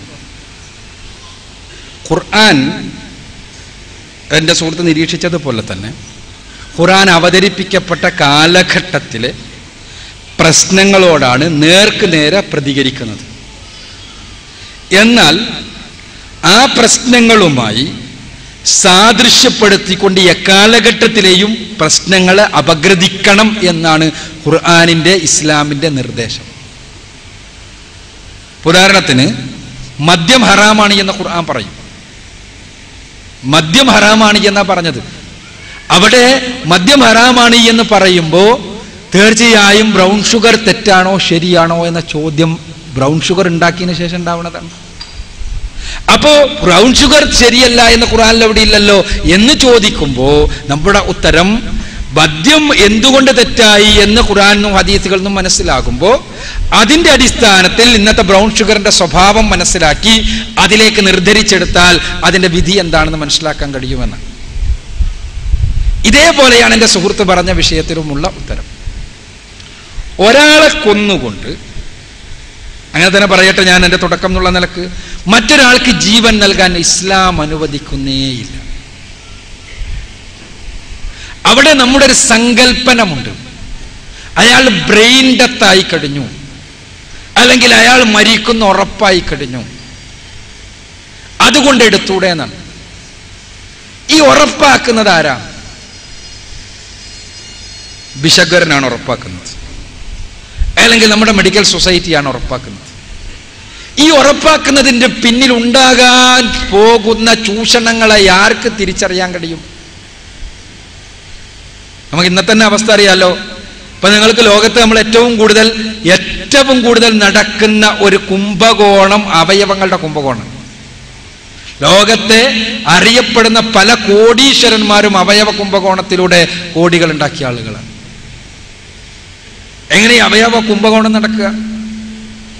അവയവദാനം എന്നുള്ള പേരിൽ നടക്കുന്ന പലതും അവസാനം കുംഭകോണത്തിന് വേണ്ടി ഉപയോഗപ്പെടുത്തുന്നു, കച്ചവടവൽക്കരിക്കപ്പെടുന്നു എന്നർത്ഥം.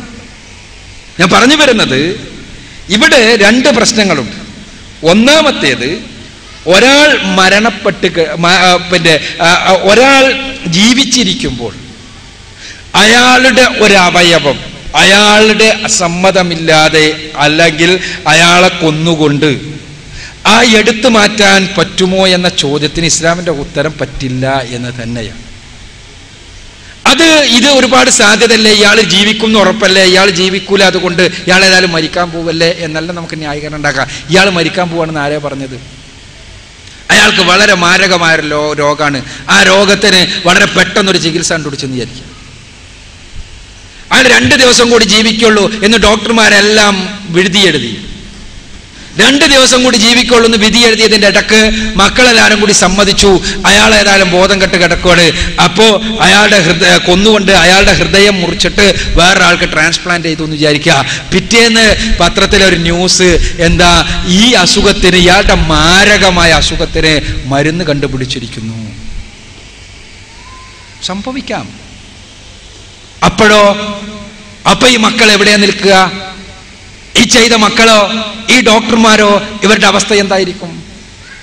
ഇങ്ങനത്തെ ഒരുപാട് ഇഷ്യൂസ് ഉണ്ട്. അതുകൊണ്ട് തന്നെ പറഞ്ഞത്, ബിജുവിനെ പോലെ എന്നെ പോലെയുള്ള ആളുകൾക്ക് ചിന്തിക്കുമ്പോൾ ചിലപ്പോൾ അത് ശരി തോന്നാം. പക്ഷേ ആ ശരിക്കപ്പുറത്തുള്ള ശരികളറിയാവുന്ന പടച്ചവൻ നേരത്തെ തന്നെ പറഞ്ഞു, ഒരാളെ കൊന്നുകൊണ്ട് മറ്റൊരാളെ ജീവിപ്പിക്കാൻ ഇസ്ലാം അനുവദിച്ചില്ല. അതിന് എത്ര നന്മകൾ എന്ന് നമ്മൾ കണ്ടാലും ആ നന്മകളിൽ നന്മയില്ല എന്ന് തന്റെ ആ രംഗത്തുള്ള ഇസ്ലാമികമായ വീക്ഷണം. അസ്സലാമു അലൈക്കും. ഞാൻ സർ, എൻ്റെ ചോദ്യം ഞാൻ അവിടെ എത്തിച്ചിരുന്നു, വായിച്ച് കണ്ടില്ല, അതുകൊണ്ട് എനിക്കിവിടെ ഒന്ന് പറയേണ്ടി വരാണ്. സർ, സൃഷ്ടികളുടെ കാര്യങ്ങളിലൂടെ നോക്കിയാൽ ദൈവം സത്യമാണ് എന്നുള്ളത് വളരെ കൃത്യമായിട്ട് തന്നെ നമുക്ക് മനസ്സിലാക്കാൻ സാധിക്കും. അതിനോടൊപ്പം തന്നെ എൻ്റെ അറിവ് പരിമിതമാണ് എങ്കിലും പടച്ചവനെ പറ്റി ചിന്തിക്കുമ്പോൾ ഒരു രൂപം പോലും മനസ്സിലേക്ക് വരാൻ പാടില്ല. അങ്ങനെ വന്നാൽ അത് മ്ലേച്ഛമായ മനസ്സാണ് എന്ന് ഞാൻ കേട്ടറിഞ്ഞിട്ടുണ്ട്. എങ്ങനെ അത് മനസ്സിനെ ധരിപ്പിക്കാനായിട്ട് സാധിക്കും? പ്രത്യേകിച്ച് പടച്ചവനെ പറ്റി പറയുന്ന അവസരങ്ങളിലെല്ലാം തന്നെ അവൻ എന്ന സർവനാമം ഉപയോഗിക്കുമ്പോൾ എങ്ങനെയാണ് മനസ്സിനെ അത് പറഞ്ഞ് ധരിപ്പിക്കാനായിട്ട് സാധിക്കുക?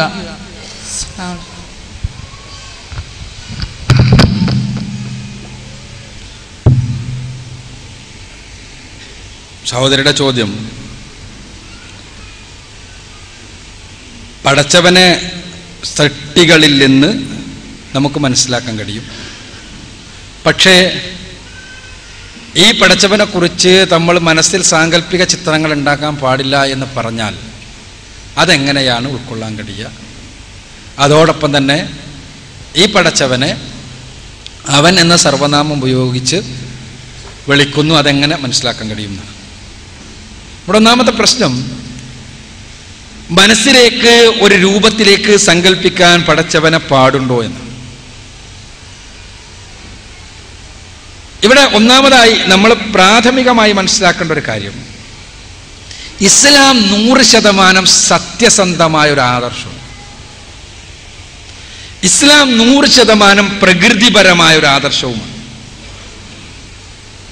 സത്യസന്ധമായ ഒരു ആദർശം എന്ന് പറയുമ്പോൾ ഇല്ലാത്ത ഒന്നിനെ കുറിച്ച് ഇസ്ലാം പറയില്ല. ചെയ്യാൻ പാടില്ലാത്ത ഒന്ന് ഇസ്ലാം കൽപ്പിക്കുകയുമില്ല. പടച്ചവനുമായി ബന്ധപ്പെട്ട വിഷയത്തിൽ പരിശുദ്ധ ഖുർആൻ വളരെ കൃത്യമായി പറയുന്ന ഒരു കാര്യമാണ് വലം യക്കുൻ ലഹു കുഫുവൻ അഹദ് എന്ന്. അവനെ താരതമ്യം ചെയ്യാൻ കഴിയില്ല, അവന് സമാന്തരന്മാരില്ല, അവനെ ഒന്നുമായും സാദൃശ്യപ്പെടുത്താൻ സാധ്യമല്ല. അവനെ സാദൃശ്യപ്പെടുത്താൻ പ്രപഞ്ചത്തിലെ ഒന്നുമായും സാധ്യമല്ലെങ്കിൽ പിന്നെ അവനെ കുറിച്ചുള്ളൊരു സാങ്കല്പിക ചിത്രമുണ്ടാക്കാൻ എങ്ങനെ കഴിയും? അതിനെക്കുറിച്ച് പറയുമ്പോൾ ഒരു മൂർത്തി മനസ്സിൽ വരികയാണെങ്കിൽ അത് പ്രാപഞ്ചിക വസ്തുവാണല്ലോ. ആ പ്രാപഞ്ചിക വസ്തുവിനെ താരതമ്യം ചെയ്യാൻ സാധ്യമല്ലെങ്കിൽ പിന്നെ എങ്ങനെയാണ് അവനെക്കുറിച്ച് പറയുമ്പോൾ ഒരു മൂർത്തിയെ മനസ്സിൽ കൊണ്ടുവരാൻ കൽപ്പിക്കുക, അല്ലെങ്കിൽ കൊണ്ടുവരുന്നത് ശരിയാണെന്ന് പറയാൻ പറ്റും? ആ മൂർത്തി എന്ന് പറയുമ്പോൾ പിന്നെ ഒരു വിഗ്രഹം എന്ന് മാത്രം കരുതേണ്ടതില്ല. എന്താണെങ്കിലും ജീവിച്ചിരിക്കുന്ന മനുഷ്യനോ അതല്ലെങ്കിൽ ഒരാൾ ദൈവമോ വിഗ്രഹമോ ശവകുടീരമോ എന്ത് തന്നെയാണെങ്കിലും ഇവിടെയാണ് ഇസ്ലാം പറയുക, പടച്ചവനെ നിങ്ങൾ ഓർക്കുമ്പോൾ, പടച്ചവനെ കുറിച്ച് പറയുമ്പോൾ, പടച്ചവനെ മനസ്സിലാക്കുമ്പോൾ അവന്റെ നാമഗുണ വിശേഷണങ്ങളിലൂടെയാകണം നിങ്ങൾ മനസ്സിലാക്കേണ്ടത്. അവന്റെ നാമഗുണ വിശേഷണങ്ങളിലൂടെയാണ് പടച്ചവനെ നിങ്ങൾ മനസ്സിലാക്കേണ്ടത്. അവന്റെ നാമഗുണ വിശേഷണങ്ങളിലൂടെ, പരിശുദ്ധ ഖുർആൻ പറഞ്ഞിട്ടുള്ള നാമഗുണ വിശേഷണങ്ങളിലൂടെ മനസ്സിലാക്കുമ്പോൾ മനസ്സിലൊരു മൂർത്തിയും കടന്നു വരാതെ, മനസ്സിലൊരു രൂപവും കടന്നു വരാത്ത രൂപത്തിൽ തന്നെ പടച്ചവനെ അറിയാനും പടച്ചവൻ ആരാധനകൾ നിർവഹിക്കാനും കഴിയും. അതേസമയം ഇത് ഒരു സൃഷ്ടിപൂജയിൽ അധിഷ്ഠിതമായ മനസ്സുള്ള ആളുകൾക്ക് തീർച്ചയായും സൃഷ്ടികളുടെ മൂർത്തികളെ പുറത്ത് കടത്തിയിട്ടില്ലെങ്കിൽ അങ്ങനെ പടച്ചവൻ ആരാധിക്കാൻ കഴിയില്ല. അതുകൊണ്ട് തന്നെയാണ് ഇസ്ലാമിൻ്റെ അടിസ്ഥാനപരമായ ഷഹാദത്ത്, അടിസ്ഥാനപരമായ സാക്ഷ്യവചനം ലാ ഇലാഹ ഇല്ലല്ലാഹ് എന്നായത്. ലാ ഇലാഹ ഇല്ലല്ലാഹ് എന്നാണ് ഇസ്ലാമിന്റെ അടിസ്ഥാന സാക്ഷ്യവചനം. അതെന്താ ലാ ഇലാഹ ഇല്ലല്ലാഹ്ന്റെ സവിശേഷത?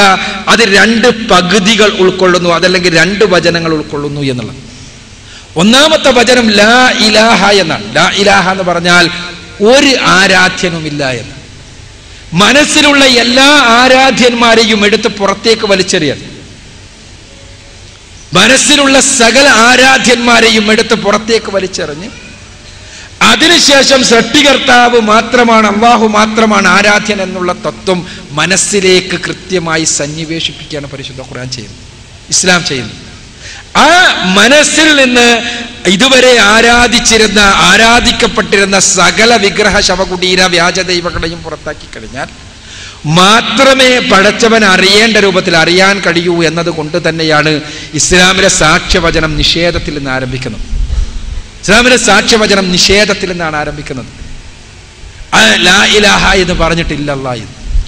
സഹോദരി, മനസ്സിലാക്കേണ്ട കാര്യം ഇതാണ്. എല്ലാ സൃഷ്ടികളെയും നമ്മുടെ മനസ്സിൽ നിന്ന് പുറത്തിറക്കി സൃഷ്ടാവിനെ പരിശുദ്ധ ഖുർആൻ പറയുന്ന നാമഗുണ വിശേഷണങ്ങളുടെ അടിസ്ഥാനത്തിൽ മനസ്സിലാക്കി അവനെ ആരാധിക്കുമ്പോൾ ഒരിക്കലും തന്നെ മനസ്സിലേക്ക് ഒരു മൂർത്തി കടന്നു വരുന്ന പ്രശ്നമില്ല എന്നാണ് അക്കാര്യത്തിൽ മനസ്സിലാക്കുന്നത്. രണ്ടാമത്തെ പ്രശ്നം, പടച്ചവനെ അവൻ എന്ന സർവനാമം ഉപയോഗിച്ചുകൊണ്ട് വിളിക്കുന്നു എന്ന്. ഇവിടെ സർവനാമം 3 സർവനാമങ്ങളാണ് ഉണ്ടാവുക. ഒന്ന് അവനാണ്, മറ്റൊന്ന് അവളാണ്, മറ്റൊന്ന് അത് ആണ്. ഇത് 3 ഉണ്ടാവുക സർവനാമങ്ങളായി. ഈ 3 എണ്ണത്തിൽ ഏതാണ് പടച്ചവനെ വിളിക്കാൻ ഏറ്റവും അനുയോജ്യമെന്നാണ് നമ്മൾ പരിശോധിക്കേണ്ടത്. ഇവിടെ അറബി ഭാഷയിൽ ഹുവ എന്നോ ഹു എന്നോ പറയുന്ന അവന് തുല്യമായ അറബി ശബ്ദം, അത് ഒന്നുകിൽ പുരുഷലിംഗത്തെ കുറിക്കാൻ, അതല്ലെങ്കിൽ ലിംഗമില്ലാത്ത അവസ്ഥയെ കുറിക്കാൻ, നപുംസക ലിംഗത്തെ കുറിക്കാനും ഉപയോഗിക്കും. അവൾ എന്നുള്ളത് സ്ത്രീലിംഗത്തെ കുറിക്കാൻ മാത്രമാണ് ഉപയോഗിക്കുക. അത് എന്നുള്ളത് ജീവനില്ലാത്ത വസ്തുക്കളെ പറയുവാൻ മാത്രമാണ് ഉപയോഗിക്കുക. അപ്പോൾ പടച്ചവനുമായി ബന്ധപ്പെട്ടുകൊണ്ട് അവൻ എന്ന് പറയുമ്പോൾ പടച്ചവൻ പുരുഷനാണ് എന്ന് അർത്ഥമാകുന്നില്ല. ലിംഗമില്ലാത്ത അവസ്ഥയാണ്, അല്ലെങ്കിൽ നമ്മുടെ ലിംഗ സങ്കല്പങ്ങൾക്ക് അതീതമാണ് പടച്ചവൻ എന്നുള്ളതാണ് വസ്തുത. പിന്നെ എന്തുകൊണ്ട് അവൻ ഉപയോഗിക്കുന്നു? ഞാൻ നേരത്തെ പറഞ്ഞ കാര്യമുള്ളതുകൊണ്ട്. അത് മറ്റെന്തെങ്കിലാണ് ഉപയോഗിച്ചതെങ്കിലോ, അവളെന്ന് ഉപയോഗിച്ചു കഴിഞ്ഞാൽ, ഹിയാന്ന് ഉപയോഗിച്ചു കഴിഞ്ഞാൽ ഉറപ്പായി അതൊരു പെൺദൈവമാണെന്ന്. പെണ്ണിന് മാത്രമേ, സ്ത്രീലിംഗത്തെ കുറിക്കാൻ മാത്രമേ ഹിയ എന്നോ ഹാ എന്നോ ഉപയോഗിക്കൂ. അതേപോലെ തന്നെ അത് എന്ന് പറഞ്ഞാൽ ഉറപ്പായി അത് ജീവനില്ലാത്ത വസ്തുവാണ് എന്ന്. ജീവനില്ലാത്ത വസ്തുവല്ല പടച്ചവൻ എന്നുള്ളത് കൊണ്ട് തന്നെ അത് പടച്ചവനക്ക് ഉപയോഗിക്കാൻ പാടില്ല. പടച്ചവൻ ജീവനെ പൂർണ്ണമായി നിലനിൽക്കുന്ന അസ്തിത്വമാണ് പടച്ചവൻ്റേത് എന്നാണ് പരിശുദ്ധ ഖുർആൻ പഠിപ്പിക്കുന്നത്. അല്ലാഹു ലാ ഇലാഹ ഇല്ലാ ഹുവൽ ഹയ്യുൽ ഖയ്യൂം. ജീവൻ പൂർണ്ണമായ രൂപത്തിൽ, പൂർണ്ണമായ അർത്ഥത്തിൽ നിലനിൽക്കുന്നത്. അപ്പം അതുകൊണ്ട് തന്നെ അവൻ എന്ന് പ്രയോഗിക്കുമ്പോൾ അത് പുരുഷലിംഗാധിഷ്ഠിതമാണ് എന്ന് ധരിക്കേണ്ടതില്ല. മറിച്ച് അവന് ലിംഗഭേദങ്ങളില്ല. ഈ പ്രപഞ്ചത്തിലെ യാതൊന്നുമായും അവനെ താരതമ്യം ചെയ്യാൻ കഴിയില്ലെങ്കിൽ തീർച്ചയായും ലിംഗഭേദവും അവനുണ്ടാവില്ല എന്ന് നമുക്ക് മനസ്സിലാക്കാവുന്നതേ ഉള്ളൂ. അഊസു ബില്ലാഹി മിനശ് ശൈത്വാനിർ റജീം. ബിസ്മില്ലാഹിർ റഹ്മാനിർ റഹീം. അസ്സലാമു അലൈക്കും വറഹ്മത്തുള്ളാഹി വബറകാതുഹു. എൻ്റെ പേര് മുഹമ്മദ് സലീം. ഇവിടെ ദൈവം സത്യമാണ് എന്ന വിഷയത്തെ ആസ്പദമാക്കിക്കൊണ്ട് ജനാബ് സുബൈർ സാഹിബ് വളരെ മനോഹരമായി സംസാരിക്കുകയുണ്ടായി. അദ്ദേഹത്തിൻ്റെ വിഷയാവതരണത്തിൽ നിന്നും മനസ്സിലാക്കാൻ കഴിഞ്ഞത്, സാധാരണഗതിയിൽ ഈ പ്രപഞ്ചത്തിൻ്റെ സൃഷ്ടിപ്പുകളെക്കുറിച്ച് ചിന്തിക്കുന്ന ഒരാൾക്ക്, അല്ലെങ്കിൽ ഈ പ്രപഞ്ചത്തിലെ വസ്തുക്കളെക്കുറിച്ച് സൂക്ഷ്മമായി വിലയിരുത്തുന്ന ഒരാൾക്ക് എത്തിച്ചേരാൻ കഴിയുന്നത് ഈ പ്രപഞ്ചത്തിൻ്റെ പിന്നിൽ ഒരു സൃഷ്ടികർത്താവ് ഉണ്ടായിരിക്കണം എന്ന അനുമാനാസ്പദമായ അറിവ് മാത്രമേ ലഭിക്കുന്നുള്ളൂ. എന്നാൽ ദൈവമുണ്ട് എന്ന ഹഖുൽ യഖീൻ വളരെ ദൃഢമായി അനുഭവജ്ഞാനത്തിലൂടെ ലഭ്യമാകുന്ന അറിവ്, ഇത് ഇപ്പോൾ അക്ബർ സാഹിബ് ഇവിടെ വിശദീകരിച്ച ദൈവത്തിൻ്റെ വിശേഷണ ഗുണത്തിലൂടെ ദൈവത്തെ തിരിച്ചറിയാൻ കഴിയൂ എന്ന് പറഞ്ഞതിൻ്റെ അടിസ്ഥാനത്തിൽ ദൈവം മുത്തക്കല്ലിമും അഥവാ സംസാരിക്കുന്നവനാണ് എന്ന അവൻ്റെ ഗുണവിശേഷണത്തിലൂടെ ആദം അലൈഹിസ്സലാം മുതൽ ഹസ്രത്ത് മുഹമ്മദ് മുസ്തഫ സല്ലല്ലാഹു അലൈഹി വസല്ലം തിരുമേനി വരെയുള്ള 1,24,000 പ്രവാചകന്മാർക്കും ജീവനുള്ള ദൈവമുണ്ട് എന്ന് വ്യക്തമാകുന്ന ദൈവത്തിൻ്റെ സംഭാഷണം അഥവാ ഇൽഹാമ്, വഹി, കശ്ഫ് പോലുള്ള സ്പിരിച്വൽ മീഡിയ, ആത്മീയമായ ഈ സംഭവങ്ങൾ അവർ അനുഭവിച്ചിരുന്നു. എന്നാൽ മുഹമ്മദ് നബി സല്ലല്ലാഹു അലൈഹി വസല്ലം തിരുമേനിക്ക് ശേഷം 1400 വർഷങ്ങളായിട്ടും ഇനി ലോകാവസാനം വരെയുള്ള മുഴുവൻ മനുഷ്യ സമൂഹത്തിലും ദൈവത്തിൽ നിന്ന്, അഥവാ ഞാൻ ജീവനുള്ള ദൈവമുണ്ട് എന്ന് ഈ മനുഷ്യ സൃഷ്ടികൾക്ക് മനസ്സിലാകുന്ന വിധത്തിലുള്ള ഇൽഹാമോ വഹിയോ ഇനി ഉണ്ടാകുമോ? അങ്ങനെ ഉണ്ടാകുന്നുണ്ട് എങ്കിൽ എന്ന് അക്ബർ സാഹിബും സുബൈർ സാഹിബും ഉൾക്കൊള്ളുന്ന മുഴുവൻ മുസ്ലിം സമൂഹത്തിൽ ആർക്കെങ്കിലും ഇൽഹാം ലഭിച്ചതായിട്ട് പറയാൻ കഴിയുമോ? വഹി ഉണ്ടായതായിട്ട് ആധികാരികമായിട്ട് പറയാൻ കഴിയുമോ എന്നതാണ് എൻ്റെ ചോദ്യം. ഈ ചോദ്യത്തിന് ഉത്തരം ലഭിക്കുന്നതോടൊപ്പം തന്നെ ഞാൻ പറയുന്നത്, ദൈവം ഉണ്ടാവണമെന്ന അനുമാന അധിഷ്ഠിതമായ ആ ഒരു സംശയാസ്പദമായ വിശ്വാസവുമായി ഒരു മനുഷ്യൻ ഈ ലോകത്ത് മരിച്ചു പോവുക എന്നത് ദൈവമുണ്ട് എന്ന് സമർത്ഥിക്കാൻ ഒരിക്കലും സാധ്യമല്ലല്ലോ എന്നതാണ് എൻ്റെ ചോദ്യം.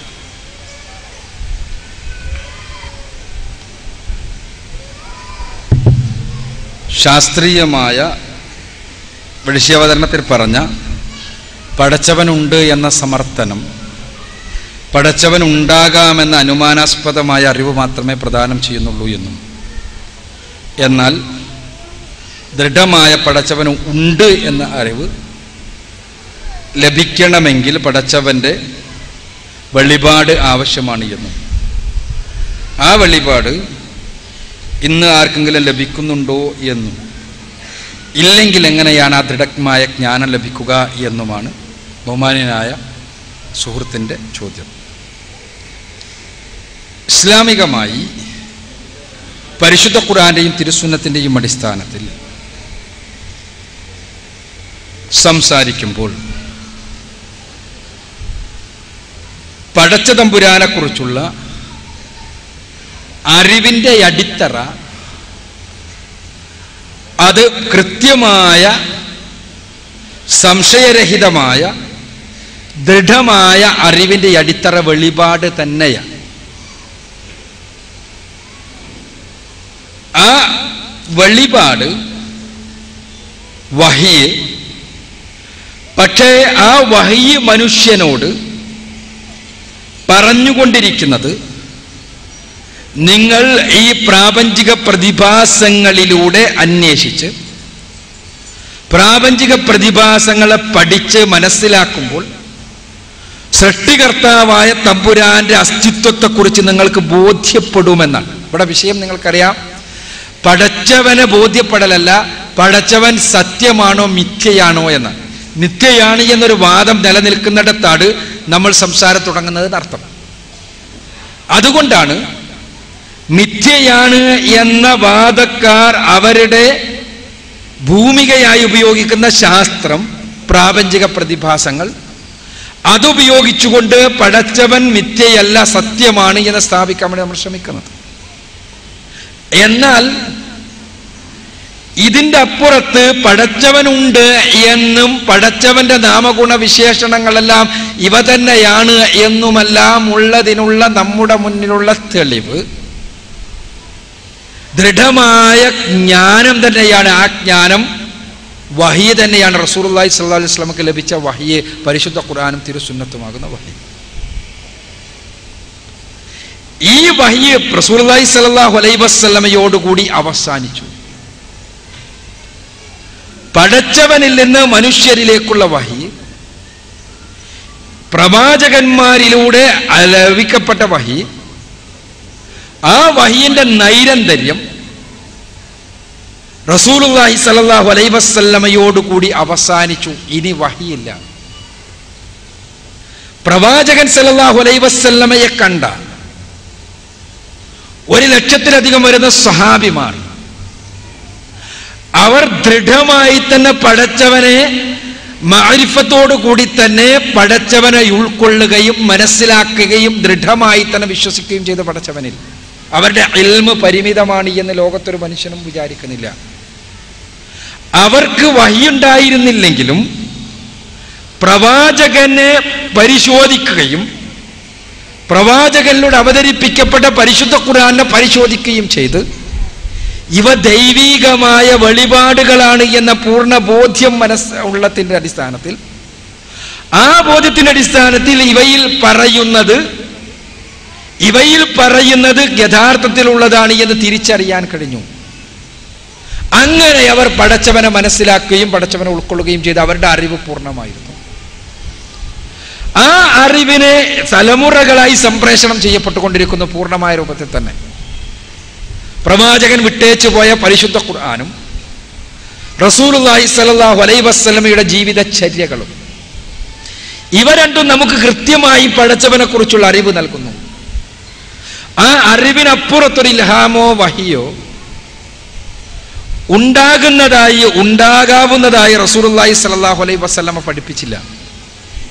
പ്രവാചകൻ പറഞ്ഞത്, ഞാൻ 2 കാര്യങ്ങൾ നിങ്ങളിൽ വിട്ടേച്ചു പോകുന്നു, നിങ്ങൾ അവയാണ് മുറുകെ പിടിക്കേണ്ടത് എന്നാണ്. ഏത് വിഷയത്തിലാണെങ്കിലും അത് പരിശുദ്ധ ഖുർആനും തിരുസുന്നത്തും എന്നാ പറഞ്ഞത്.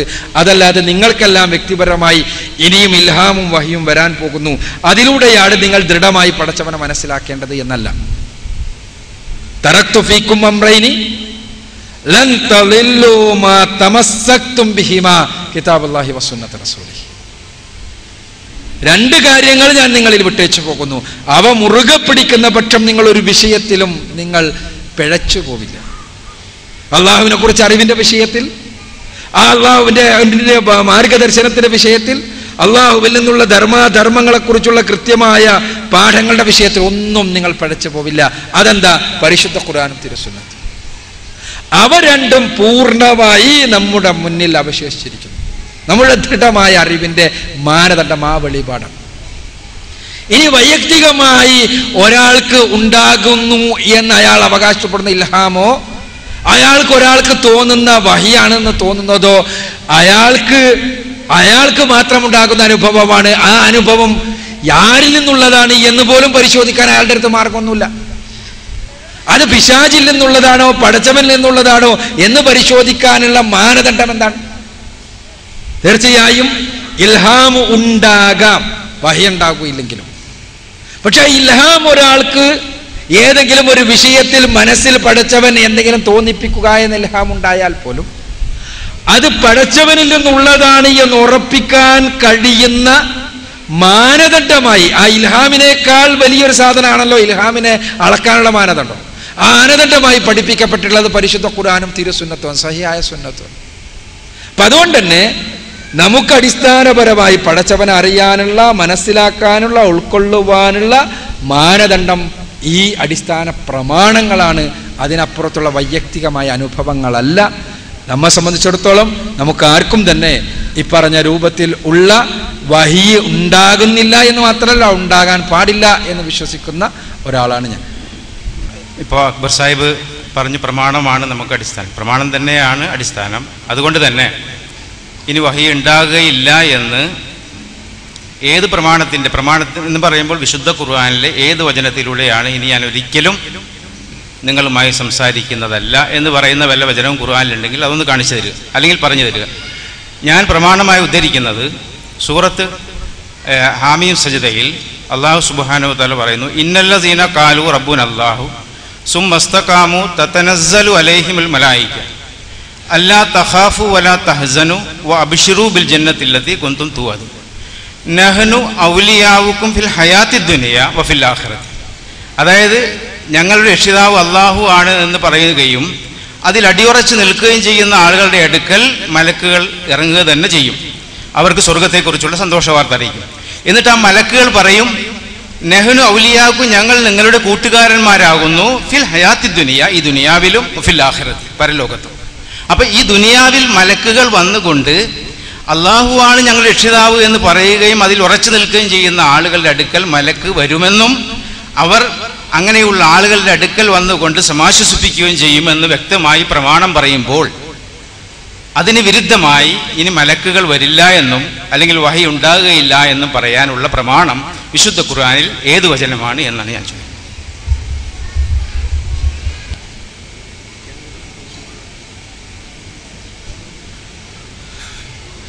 ഇവിടെ വഹി നിലച്ചു എന്നുള്ളതിന് എന്താണ് പ്രമാണം എന്നാണ് എൻ്റെ സുഹൃത്തിൻ്റെ ചോദ്യം. പരിശുദ്ധ ഖുർആനിൽ മലക്കുകൾ വരുമെന്നും മലക്കുകൾ സന്തോഷവാർത്ത അറിയിക്കുമെന്നുമെല്ലാം ഉണ്ട്.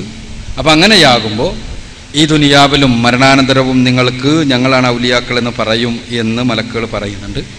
അപ്പോൾ അതുകൊണ്ട് തന്നെ ഇപ്പം നിരന്തരമായി എല്ലാവർക്കും മോമിനികൾക്ക് വഹി ലഭിച്ചുകൊണ്ടേ ഇരിക്കണം എന്നാണ് എൻ്റെ സുഹൃത്തിൻ്റെ പരിശുദ്ധ ഖുർആനിൽ നിന്ന് മനസ്സിലാക്കിയ കാര്യം.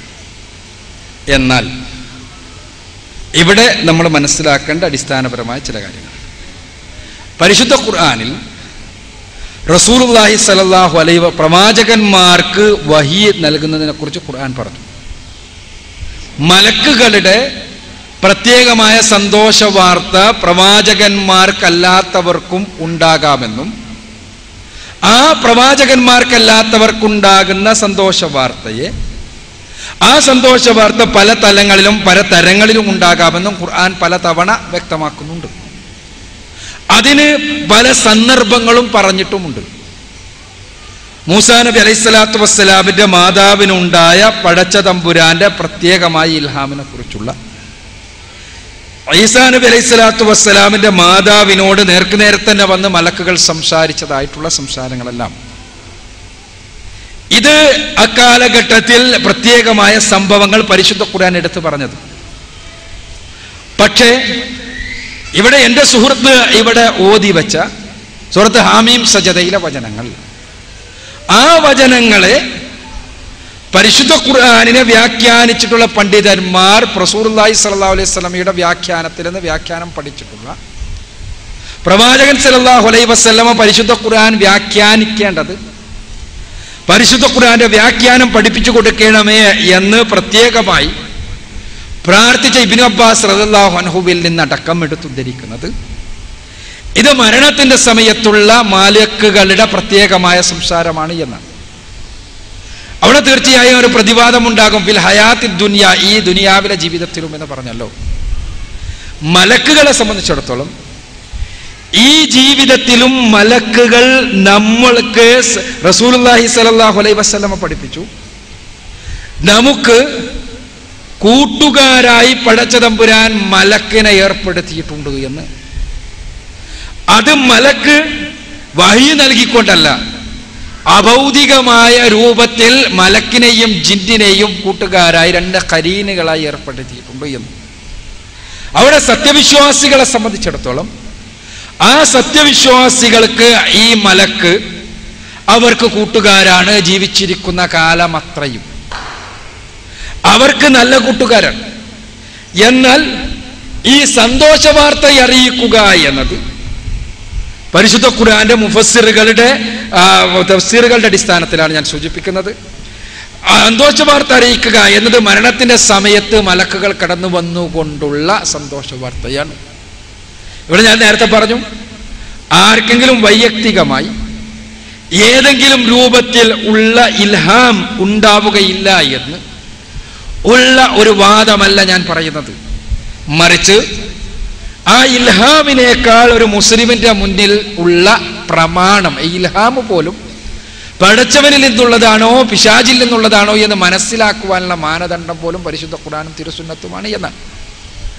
ഞാൻ നേരത്തെ പറഞ്ഞു, പ്രവാചകന്മാരുടെ ശിഷ്യന്മാർ, പ്രവാചകൻ സല്ലല്ലാഹു അലൈഹി വസല്ലമയുടെ ശിഷ്യന്മാർ, അബൂബക്കർ റളിയല്ലാഹു അൻഹു ലോകത്തോളം മുഴുവൻ മനുഷ്യരുടെയും ഈമാൻ ഒരു തട്ടിലും, മറ്റേ തട്ടിൽ അബൂബക്കറിന്റെ ഈമാനും വെച്ചാൽ അബൂബക്കറിൻ്റെത് കനം തൂങ്ങുമെന്ന് റസൂലുള്ളാഹി സ്വല്ലല്ലാഹു അലൈഹി വസല്ലമ സ്വന്തം നാവ് കൊണ്ട് പറഞ്ഞ അബൂബക്കർ റളിയല്ലാഹു അൻഹു അദ്ദേഹം അള്ളാഹുവിനെ അറിഞ്ഞത് മനസ്സിലാക്കിയത് ഈ രൂപത്തിലുള്ള ഇൽഹാമുകൾ കൊണ്ടല്ല, വഹ്യു കൊണ്ടല്ല, റസൂലുള്ളാഹിയിലൂടെ അവതരിപ്പിക്കപ്പെട്ട ഖുർആൻ കൊണ്ടാണ്, പ്രവാചകന്റെ സംസാരം കൊണ്ടാണ്. പിശാച് പോലും ഉമർ വരുന്നിടത്ത് നിന്ന് പേടിച്ച് മാറിക്കളയുമെന്ന് പ്രവാചകന്റെ നാവ് കൊണ്ട് സർട്ടിഫൈ ചെയ്യപ്പെട്ട ഉമർ റളിയല്ലാഹു അൻഹു അദ്ദേഹം അള്ളാഹുവിനെ അറിഞ്ഞതും അള്ളാഹുവിനെ മനസ്സിലാക്കിയതും ഏതെങ്കിലും രൂപത്തിലുള്ള വൈയക്തികമായ ഇൽഹാമ് കൊണ്ടല്ല, മറിച്ച് റസൂലുള്ളാഹിയിൽ നിന്ന് കാര്യം മനസ്സിലാക്കുകയും ഖുർആനിൽ നിന്ന് കാര്യം പഠിക്കുകയും ചെയ്തുകൊണ്ട്. അതാണ് മുസ്ലിമിന്റെ മുന്നിലുള്ള ആ രംഗത്തുള്ള മാനദണ്ഡം എന്നാണ് ഞാൻ പറഞ്ഞത്. ഈ വിഷയത്തിൽ സ്വാഭാവികമായും വ്യത്യസ്തങ്ങളായ തരീഖത്തുകൾക്കും ആദ്യ തസവുഫിന്റെ ആളുകൾക്കുമെല്ലാം അഭിപ്രായങ്ങളും അഭിപ്രായ വ്യത്യാസങ്ങളും ഉള്ളതാണ്. അത് ആ തലങ്ങളിൽ ചർച്ച ചെയ്യേണ്ടതാണ് എന്നാണ് എനിക്ക് സൂചിപ്പിക്കുവാൻ. അസ്സലാമു അലൈക്കും. എൻ്റെ പേര് ഹാരിസ്. എൻ്റെ ചോദ്യം പരീക്ഷണങ്ങളെ കുറിച്ചാണ്. അള്ളാഹു സർവം അറിയുന്നവനാണ്, അവന് എല്ലാത്തിൻ്റെയും ഫലങ്ങളും എല്ലാം അറിയുന്നവനാണെന്നല്ലോ. അപ്പോൾ ഒരാൾ പരീക്ഷണത്തിലൂടെ കടന്നു പോവുകയും അപ്പോൾ അധികാരം അയാളുടെ മേലുള്ള അധികാരം അള്ളാഹുവിൽ തന്നെ ആണല്ലോ. അങ്ങനെയാണെങ്കിൽ പരീക്ഷണ ഫലത്തെക്കുറിച്ചും അതിൻ്റെ ആ പ്രക്രിയയിലെ അധികാരം മൊത്തം അള്ളാഹു തന്നെ ആയതുകൊണ്ട് പരീക്ഷണത്തിന്റെ പ്രസക്തി എന്താണ്? അപ്പോൾ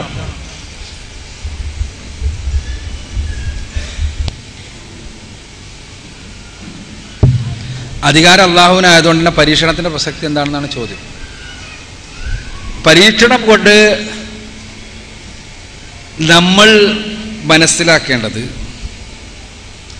നമ്മൾ എങ്ങനെയാകുന്നു പടച്ചോൻക്ക് അറിയാത്തതുകൊണ്ട് പടച്ചോൻ അങ്ങനെ പരീക്ഷിച്ചു നോക്കാണ് എന്നല്ല. പടച്ചോൻക്ക് അറിയാത്തത് കൊണ്ട് പടച്ചോൻക്ക് ഇങ്ങനെ ടെസ്റ്റ് ട്യൂബിൽ നമ്മൾ 2 രാസപദാർത്ഥങ്ങൾ ഇട്ട് കൂട്ടി യോജിപ്പിച്ച് നോക്കുന്നത് ആ രാസപദാർത്ഥങ്ങളാണോ എന്ന് പരിശോധിക്കാൻ വേണ്ടി പരീക്ഷിച്ചിട്ട് അതുള്ളത് ആ രാസപദാർത്ഥം തന്നെയാണോ എന്ന് ചില ടെസ്റ്റുകളുടെ അടിസ്ഥാനത്തിൽ നോക്കുന്നത് പോലെ അള്ളാഹ്ക്ക് കാര്യം തിരിയാത്തത് കൊണ്ട് ആളുകളെ പരീക്ഷിച്ച് നോക്കുകയാണെന്നല്ല. മറിച്ച് മനുഷ്യനെ സംബന്ധിച്ചിടത്തോളം അവന് പടച്ചതമ്പുരാൻ നൽകുന്ന അനുഗ്രഹങ്ങളാണെങ്കിലും അതല്ലെങ്കിൽ പ്രയാസങ്ങളാണെങ്കിലുമല്ല, അവൻ എങ്ങനെയായി തീരുമെന്ന്, എങ്ങനെയായി തീരണമെന്ന് പടച്ചവൻ നിർദ്ദേശിച്ച രൂപത്തിൽ തന്നെ അവൻ പോകുന്നുണ്ടോ എന്ന് പരിശോധിച്ച് അവൻ പോകുന്നുണ്ടെങ്കിൽ അവൻ അതിനുള്ള പ്രതിഫലവും അല്ലെങ്കിൽ അതിനുള്ള ശിക്ഷയും നൽകാനാണ്.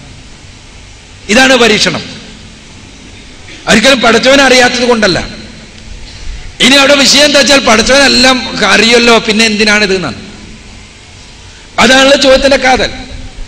പടച്ചവന്റെ അറിവ് നമ്മൾക്ക് മനസ്സിലാക്കാൻ കഴിയില്ല എന്നാണ് അതിൻ്റെ ഉത്തരം. പടച്ചവന്റെ അറിവ് നമ്മുടെ തലച്ചോറ് കൊണ്ട് അളക്കാൻ കഴിയുന്ന രൂപത്തിലുള്ളതല്ല. പടച്ചവന്റെ അറിവ് പരിമിതികൾക്ക് അതീതമാണ്. പരിമിതികൾക്ക് അതീതമായ അറിവ് എൻ്റെ സുഹൃത്തിനെ ചിന്തിക്കാൻ കഴിയുന്നുണ്ടോ? ഇല്ല. പടച്ചവന്റെ അറിവ് കാലമില്ലാത്ത അറിവാണ്. നമ്മളുടെ അറിവ് കാലനിബദ്ധമാണ്. ഇന്നലെ ഉണ്ടായിരുന്ന അറിവല്ല ഇന്നുള്ളത്. നാളെ ഇങ്ങനെ അറിവ് കൂടിക്കൊണ്ടിരിക്കും. നമുക്ക് ഓരോ ദിവസം കഴിയുമ്പോൾ അറിവ് കൂടിക്കൊണ്ടിരിക്കും. പടച്ചവൻ അറിവ് കൂടുന്നില്ല, എന്നും ഒരേപോലെയാണ്. എന്നും ഒരേപോലെയായ ഒരു അറിവ് എൻ്റെ സുഹൃത്തിന് ചിന്തിക്കാൻ കഴിയുന്നുണ്ടോ? ഇല്ല, ചിന്തിക്കാൻ കഴിയൂല. നമ്മളുടെ അറിവ് സമയബന്ധിതമാണ്. എന്തുകൊണ്ടാ? നമ്മൾ ഈ പ്രപഞ്ചത്തിന്റെ ഭാഗമാണ്. പ്രപഞ്ചത്തിലുള്ളതാണ് സമയം. ഈ സമയബന്ധിതമായ അറിവിന്റെ അടിസ്ഥാനത്തിൽ പടച്ചവന്റെ അറിവിനെ നമ്മൾ എന്ത് ചെയ്യാണ്? അപഗ്രഥിക്കാൻ വേണ്ടി ശ്രമിക്കുകയാണ്. അപ്പോഴാണ് ഈ പ്രശ്നം ഉണ്ടാകുന്നത്. എൻ്റെ സുഹൃത്ത് വിചാരിക്കുന്ന പ്രശ്നം. പടച്ചവന്റെ അറിവ് എന്നത് നമ്മുടെ പരിമിതമായ അറിവ് കൊണ്ട് അപഗ്രഥിക്കാൻ കഴിയാത്ത രൂപത്തിലുള്ള സമയബന്ധിതമല്ലാത്ത അറിവാണ് എന്ന കാര്യം ആദ്യം മനസ്സിലാക്കുക. ആ അറിവിൽ എല്ലാം രേഖപ്പെട്ടിരിക്കുന്നു എന്നത് നമുക്ക് എങ്ങനെയാണത് എന്ന് മനസ്സിലാവൂല. അതേസമയം നമ്മെ സംബന്ധിച്ചിടത്തോളം ഇന്നുള്ളതാണ് ഇന്ന് നമ്മൾ അനുഭവിക്കുന്നത് നാളെയാണ് നമ്മുടെ നാളെ കടന്നു വരുന്നത്. ആ ഇന്നും നാളെയുമായി കടന്നു വരുമ്പോൾ ആ സമയത്തിനനുസരിച്ച് നമ്മൾ ചെയ്യുന്ന നന്മകൾക്കും തിന്മകൾക്കുമാണ് പടച്ച തമ്പുരാന്റെ പ്രതിഫലവും ശിക്ഷയും ഉള്ളത്.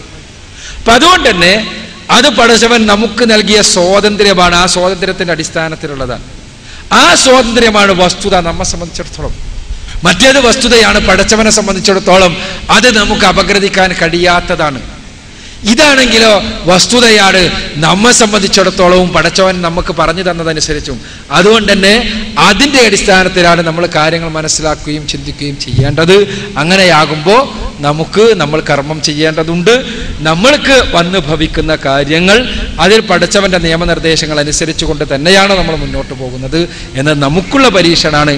പടച്ചവനക്ക് പരീക്ഷിച്ച് മനസ്സിലാക്കാനല്ല എന്ന് മനസ്സിലാക്കുക. അസ്സലാമു അലൈക്കും. എൻ്റെ പേര് അമീർ, ആലുവ. നമ്മൾ മുസ്ലിങ്ങൾ എല്ലാവരും അള്ളാഹു എന്ന് അറബിയിൽ അള്ളാഹു എന്ന് പറയുന്നു. അമുസ്ലിങ്ങൾ ദൈവം എന്ന് പറയുന്നു. അപ്പോൾ റസൂലിനെ അവതരിപ്പിച്ച് കൊടുത്ത വേദഗ്രന്ഥ ഖുർആൻ സത്യമാണെന്ന് പറയുന്നു.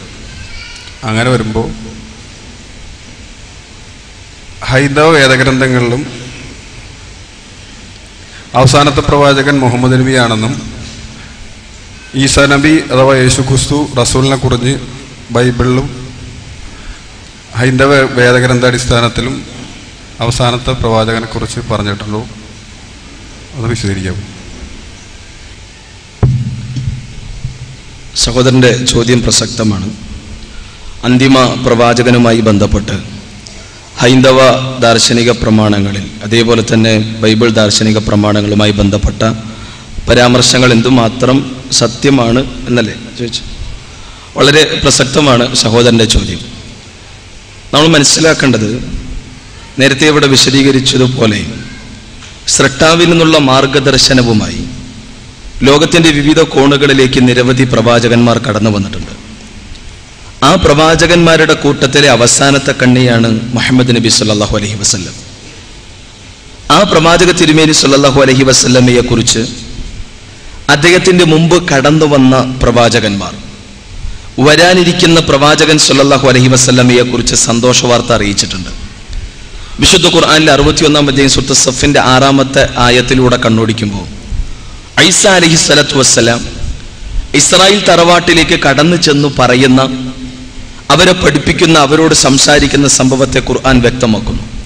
യാ ബനി ഇസ്രായീൽ ഇന്നി റസൂലുള്ളാഹി ഇലൈക്കും മുസദ്ദിഖൻ ലിമാ ബൈന യദയ്യ മിനത് തൗറാത്ത് വമുബശ്ശിറൻ ബിറസൂലിൻ യഅതി മിൻ ബഅദി ഇസ്മുഹു അഹ്മദ് ഫലമ്മാ ജാഅഹും ബിൽ ബയ്യിനാതി ഖാലു ഹാദാ സിഹ്റുൻ മുബീൻ. അല്ലയോ ഇസ്രായേലരെ, ഞാൻ നിങ്ങളിലേക്ക് കടന്നു വന്ന പ്രവാചകനാണ്. ഞാൻ കടന്നു വന്നത് മുൻപ് കടന്നു വന്ന മൂസ അലൈഹിസ്സലാത്തു വസ്സലാമക്ക് ലഭിച്ച തോറയെ, തൗറാത്തിനെ ശക്തിപ്പെടുത്തുവാനും സത്യപ്പെടുത്തുവാനും വരാനിരിക്കുന്ന പ്രവാചകൻ മുഹമ്മദ് എന്ന് പേരുള്ള, അഹ്മദ് എന്ന് പേരുള്ള പ്രവാചകനെ കുറിച്ച് സന്തോഷ വാർത്ത അറിയിക്കുവാനും കൂടിയാണ് കടന്നു വന്നത്.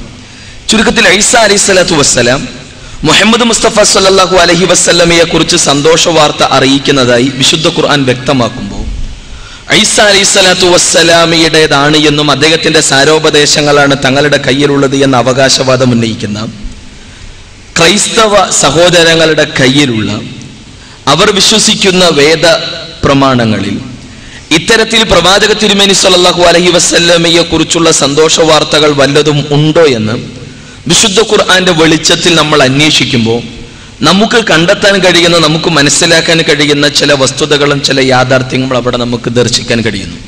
പ്രത്യേകിച്ച് യോഹന്നാന്റെ സുവിശേഷം 16-ാം അധ്യായത്തിന്റെ 7 മുതൽ 14 കൂടിയ വരികളിൽ ഈസ അലൈഹിസ്സലാത്തു വസ്സലാം ജീസസ് ക്രൈസ്റ്റ് തൻ്റെ അനുയായികളോട്, തൻ്റെ സമൂഹത്തോട് പറയുന്ന ഒരു സന്തോഷ വാർത്ത.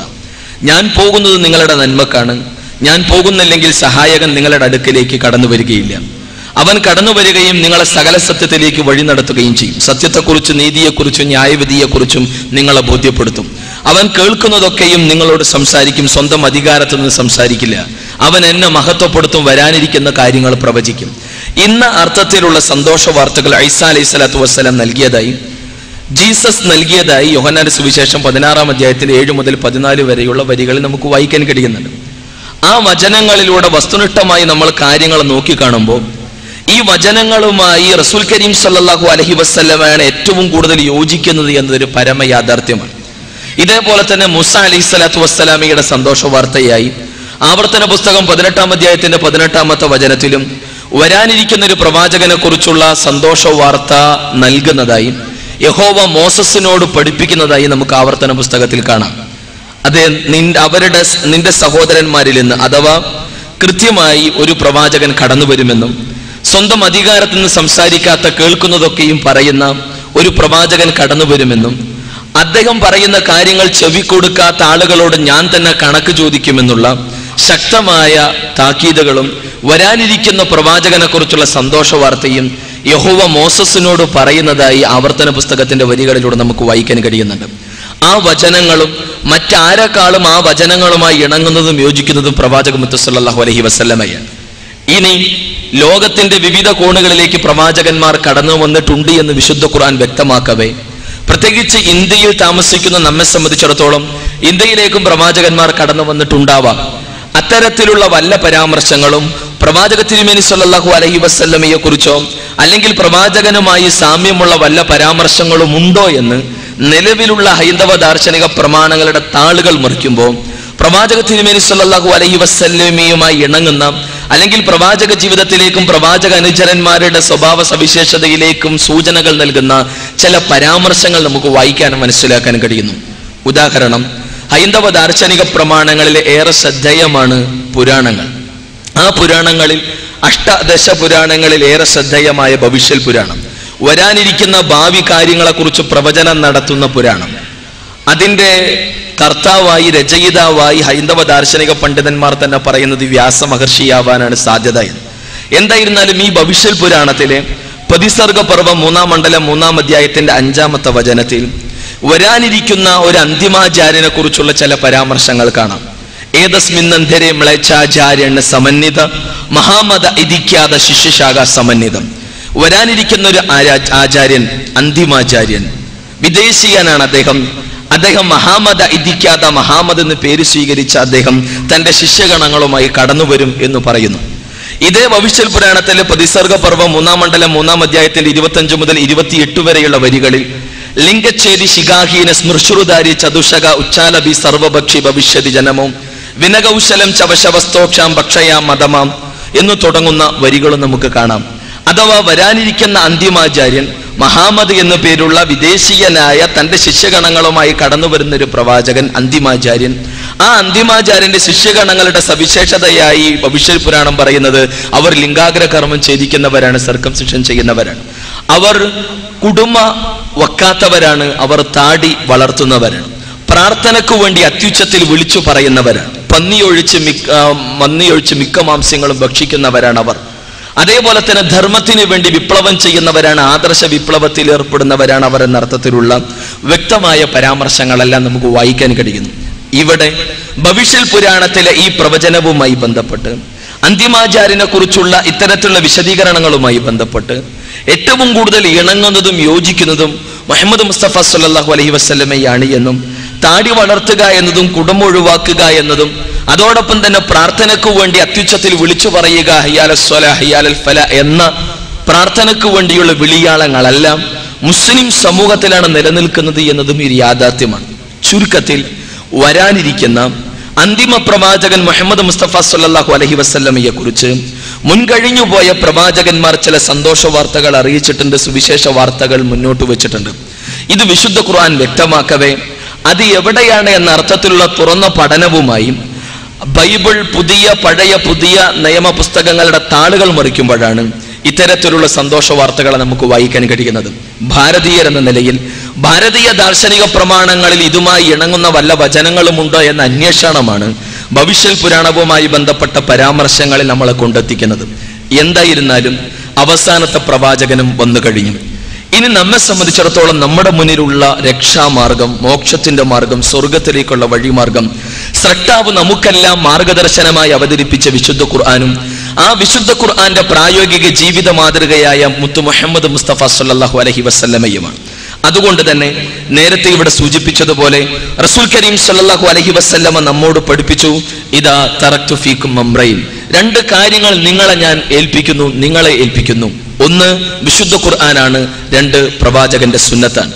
അതുകൊണ്ട് തന്നെ ഈ സൃഷ്ടി മഹാപ്രപഞ്ചത്തിന് നാഥനുണ്ട് എന്ന പച്ചയായ സത്യത്തെ നെഞ്ചിലേറ്റുകയും ആ സൃഷ്ടാവിന്റെ മാർഗവും മാർഗദർശനവും അനുസരിച്ച് ജീവിതത്തെ ചിട്ടപ്പെടുത്തുകയും തന്റെ വൈയക്തിക, കുടുംബ, ദാമ്പത്യ, സാമൂഹ്യ, സാമ്പത്തിക, രാഷ്ട്രീയ, ഭരണ മേഖലകൾ തുടങ്ങി മനുഷ്യ ജീവിതത്തിന് നിഖില മേഖലകളിലും കൃത്യമായ പൂർണ്ണമായ മാർഗദർശനം സൃഷ്ടാവിൽ നിന്നുള്ള മാർഗദർശനം മാത്രമാണ് എന്നുള്ള യാഥാർത്ഥ്യത്തിലേക്ക് തിരിച്ചു വരികയും എങ്ങനെയാണ് ദൈവികമായ മാർഗദർശനം അനുസരിച്ച് ജീവിക്കേണ്ടത് എന്ന് സ്വന്തം ജീവിതത്തിലൂടെ ജീവിച്ചു കാണിച്ചതെന്ന പ്രവാചക മുത്ത് സല്ലല്ലാഹു അലൈഹി വസല്ലമയുടെ ജീവിതത്തെ പഠിക്കുകയും ആ പ്രവാചകന്റെ മാതൃകയെ അനുധാവനം ചെയ്യലാണ് ഈ രംഗത്തുള്ള ഏക രക്ഷാമാർഗം.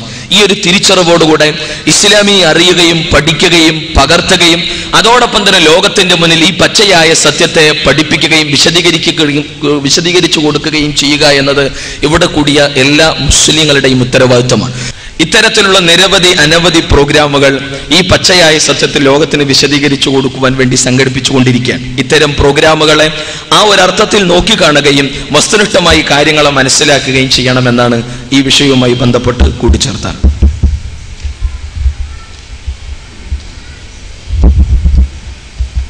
നമസ്കാരം, എൻ്റെ പേര് ധർമ്മരാജ് എന്നാണ്. ഞാൻ ഇസ്ലാം മുന്നോട്ട് വയ്ക്കുന്നത്, ഞാൻ മനസ്സിലാക്കിയിട്ടുള്ളത് ഭൂമിയിൽ സൃഷ്ടി നടത്തിയിട്ടുള്ളത് ദൈവം മാത്രമാണ് എന്നാണ്. പക്ഷെ എന്നാൽ വിശുദ്ധ ഖുർആനിൽ റൂം എന്ന അധ്യായത്തില് അള്ളാഹുവും പിശാചും തമ്മിലുള്ള സംഭാഷണമാണ്. അതില് പിശാച് അള്ളാഹുവിനോട് പറയാണ്, നിന്റെ സൃഷ്ടികളിൽ ചിലരെ ഞാൻ എൻ്റെ സ്വായത്തമാക്കുകയും നിന്റെ സൃഷ്ടിയെ കൊണ്ട് തന്നെ നിന്റെ സൃഷ്ടിയെ ഞാൻ ഫസാദ് ചെയ്യിക്കും അല്ലെങ്കിൽ കുഴപ്പമുണ്ടാക്കുമെന്നുള്ള അർത്ഥത്തിലുള്ള ഒരു സംഭാഷണമാണ് എന്ന് ഞാൻ മനസ്സിലാക്കുന്നു. അപ്പൊ എൻ്റെ ചോദ്യം ഇതാണ്, സൃഷ്ടി അള്ളാഹു മാത്രമാണോ നടത്തിയിട്ടുള്ളത്? പിശാചിന്റെ സൃഷ്ടിയായിട്ട് ഭൂമിയിൽ എന്തെങ്കിലും ഉണ്ടോ? ചോദിക്കാനുള്ള കാരണം HIV പോലുള്ള വൈറസുകളുണ്ട്. അതേപോലെ തന്നെ NMKJ പഞ്ചായത്തില് നമ്മുടെ എൻഡോസൾഫാൻ പോലുള്ള മാരകമായ കീടനാശിനികൾ ദുരന്തം അള്ളാഹുവിന്റെ സൃഷ്ടിയെ അല്ലെങ്കിൽ ദൈവത്തിന്റെ സൃഷ്ടിയെ വികലമാക്കിക്കൊണ്ടുള്ള അവിടെ സൃഷ്ടികൾ നടക്കുന്നു. അതേപോലെ ടെർമിനേറ്റർ സീഡുകൾ നടക്കുന്നു. അപ്പോ അള്ളാഹുവിന്റെ സൃഷ്ടി മാത്രമാണോ ഭൂമിയിലുള്ളത്? പിശാചിന്റെ സൃഷ്ടിയുണ്ടോ എന്നുള്ളതാണ് സംശയം.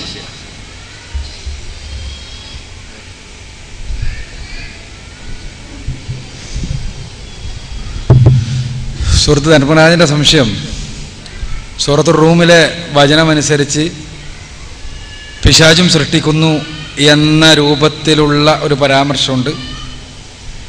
ഇപ്പൊ കാണുന്ന ഒരുപാട് പ്രശ്നങ്ങൾക്ക് നിമിത്തമായ കാര്യങ്ങൾ എടുത്ത് നോക്കുമ്പോൾ പിശാചും സൃഷ്ടിക്കുന്നുണ്ടോ എന്നാണ് ചോദ്യം. സൂറത്ത് റൂമിൽ പറഞ്ഞത് ശരി, നിന്റെ സൃഷ്ടിയെ ഞാൻ ഉപയോഗപ്പെടുത്തുന്നതാണ് സൂറത്ത് റൂമിൽ പറഞ്ഞത്. നിന്റേതാണ് സൃഷ്ടി, പക്ഷെ ഉപയോഗപ്പെടുത്തുന്നത് പിശാച്. ഇവിടെ എൻഡോസൾഫാൻ ആണെങ്കിലും HIV വൈറസ് ആണെങ്കിലും എല്ലാം സംഭവിക്കുന്നത് എന്താണ്? അവിടെ മനുഷ്യൻ പുതുതായിട്ടൊന്നും ഉണ്ടാക്കുന്നില്ല. സൃഷ്ടി എന്ന് പറയുമ്പോൾ പുതുതായിട്ട് ഒരു വസ്തു ഇല്ലായ്മയിൽ നിന്ന് ഉണ്ടാകണം, അപ്പോഴാണ് സൃഷ്ടി എന്ന് പറയുള്ളൂ. മനുഷ്യന്റെ സവിശേഷത ഈ പ്രകൃതിയിൽ അവൻ ഇടപെടാൻ കഴിയുമെന്നുള്ളതാണ്. ആ ഇടപെടലുകൾ സൃഷ്ടിപരമല്ലെങ്കിൽ അത് തകർച്ചയിലേക്ക് പോകും. അത് സാങ്കേതികമായി അവൻ അറിവ് വർദ്ധിക്കുന്നതിനനുസരിച്ച് ആ തകർച്ചക്കുള്ള സാധ്യത കൂടും. ഇന്നലകളിൽ മനുഷ്യനുണ്ടാക്കിയതാണ്, പടച്ചവന്റെ സൃഷ്ടിയിലുള്ളത് തന്നെയാണ് തീ. പക്ഷെ ഭൂമിയിൽ തീ ഉണ്ടാക്കിയത് മനുഷ്യനാണ്. മനുഷ്യന് തീ ഉണ്ടാക്കിയപ്പോ തീ നന്മക്ക് വേണ്ടിയും തിന്മക്ക് വേണ്ടിയും ഉപയോഗപ്പെടുത്താം. മനുഷ്യന് ആദ്യം തീ ഉണ്ടാക്കിയത് ഭക്ഷണം പാകം ചെയ്ത് ഭക്ഷിക്കാനാണ് എന്നാണ് പൊതുവെ നരവംശാസ്ത്രജ്ഞന്മാർ പറയാം. പക്ഷേ സാമൂഹ്യ മനഃശാസ്ത്രജ്ഞന്മാർ പറയുക മനുഷ്യൻ ആദ്യം തീ ഉണ്ടാക്കിയത് യഥാർത്ഥത്തിൽ അടുത്ത ഗുഹയിലുള്ളവനെ കത്തിക്കാനായിരിക്കും എന്നാണ്. ഇവിടെ തീയല്ല പ്രതിക്കൂട്ടിൽ നിൽക്കുന്നത്, ആ തീ ഉപയോഗിച്ച മനുഷ്യനും മനുഷ്യന്റെ തലച്ചോറിനെ ഭരിച്ച പിശാചുമാണ്. തീ എന്ന വസ്തു യഥാർത്ഥത്തിൽ അതിന് എങ്ങനെയും ഉപയോഗിക്കാം, മനുഷ്യന്റെ കാര്യത്തിലുള്ളത് പോലെ. HIV ആണെങ്കിലും ഏത് വസ്തുവാണെങ്കിലും ഏത് ഈ പ്രപഞ്ചത്തിലെ സംഗതിയാണെങ്കിലും അതിനെല്ലാം ഒരു നന്മയുടെ വശം ഉണ്ടാകും. ആ നന്മയുടെ വശം മനുഷ്യനെ ഈ പ്രകൃതിയിലെ ദുഷ്ടമായ ഇടപെടലുകൾ വഴി അത് തിന്മക്ക് വേണ്ടിയാക്കി തീർക്കുന്നു. ഇപ്പൊ HIV-നെ കുറിച്ച് തന്നെ ഉള്ളൊരു പഠനമുണ്ട്. ദ ഒറിജിൻ ഓഫ് എയ്ഡ്സ് എന്ന് പറഞ്ഞിട്ട് ഡോക്ടർ ലില്ലി സീകളും പിന്നെ ജോസഫ് സീകളും കൂടി എഴുതിയൊരു പുസ്തകമുണ്ട്, ഒരു പഠനമുണ്ട്. അവർ പറയുന്നത് ജനറ്റിക് എഞ്ചിനീയറിംഗ് വഴി ഒരു പ്രത്യേകമായ രോഗാണുവിനെ സൃഷ്ടിക്കാൻ വേണ്ടി പെന്റഗന്റെ ഒരു പദ്ധതി ഉണ്ടായിരുന്നു. ആ പെന്റഗന്റെ പദ്ധതി അനുസരിച്ച് അവർ ജനിതകമായ സവിശേഷതകൾ കൂടിയ ഒരു രോഗാണുവിനെ ഉണ്ടാക്കിയെടുത്തു. ആ രോഗാണു മനുഷ്യനിൽ മാത്രമാണ് ജനിതകമായതുകൊണ്ട് തന്നെ, പ്രത്യേക ജീനുകൾക്ക് വേണ്ടി ആയതുകൊണ്ട് തന്നെ മനുഷ്യനിലാണിത് പ്രവർത്തനക്ഷമമാവുക. പ്രവർത്തനക്ഷമമായത് പരീക്ഷിക്കണമെങ്കിൽ മനുഷ്യനിൽ പരീക്ഷിക്കണം. അവിടെയുള്ള അമേരിക്കയിലുള്ള വളരെ കുപ്രസിദ്ധമായ ഫോർട്ടട്രിക് തടവറയുണ്ട്.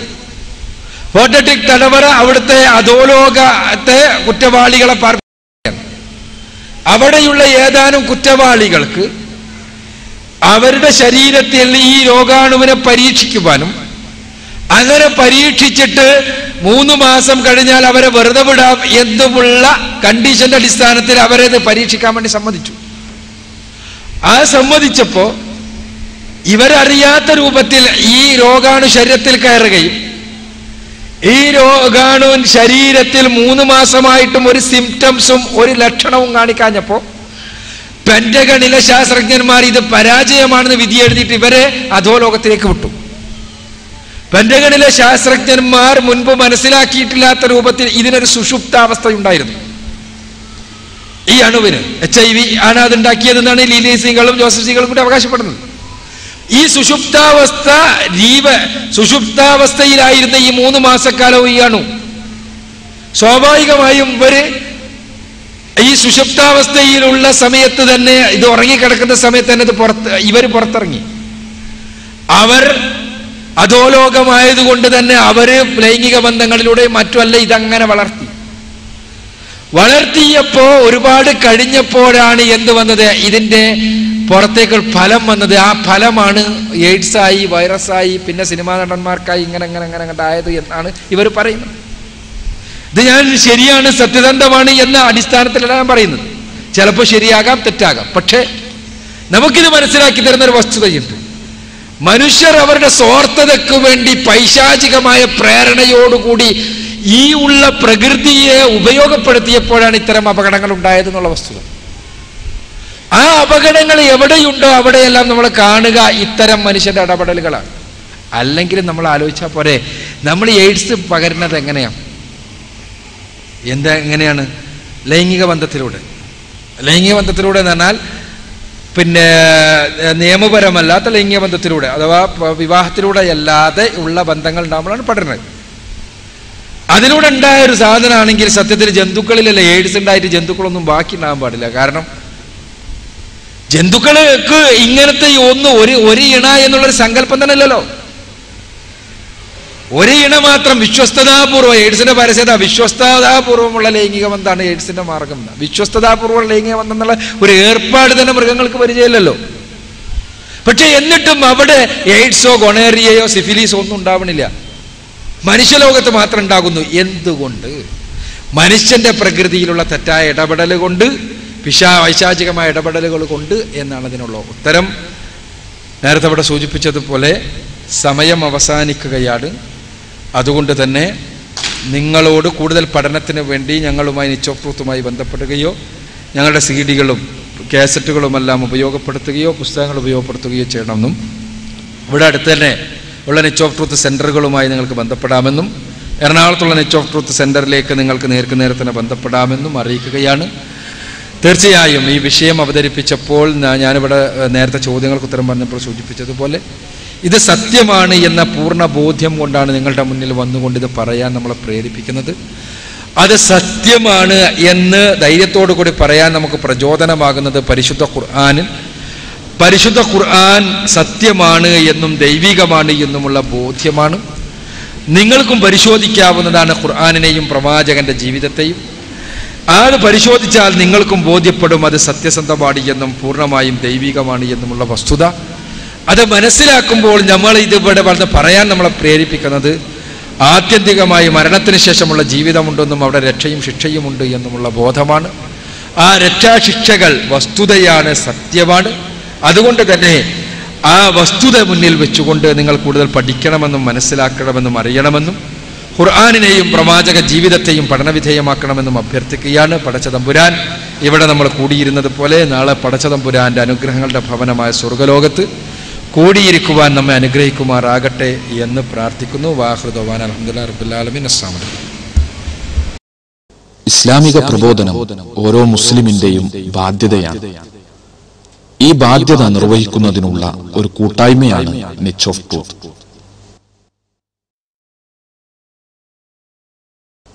നിച്ച് ഓഫ് ട്രൂത്ത് പ്രവർത്തനങ്ങൾ, ചോദ്യോത്തരത്തോടു കൂടിയ പൊതുപ്രഭാഷണങ്ങൾ, മതനേതാക്കളുമായി സ്നേഹസംവാദങ്ങൾ, സൗജന്യ ഇസ്ലാം കറസ്പോണ്ടൻസ് കോഴ്സ്, ഇസ്ലാമിനെ പരിചയപ്പെടുത്തുന്ന ലഘുലേഖകളും പുസ്തകങ്ങളും.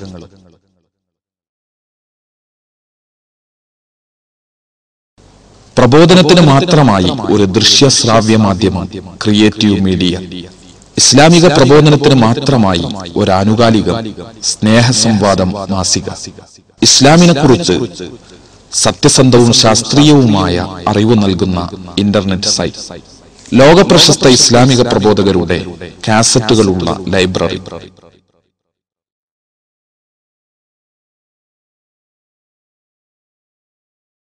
പ്രബോധകർക്കായുള്ള റഫറൻസ് ലൈബ്രറി.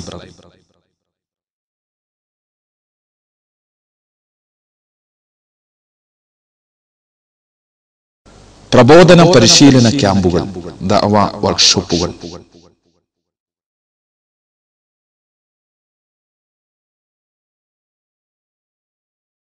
ഖുർആൻ പരിഭാഷാ വിതരണം.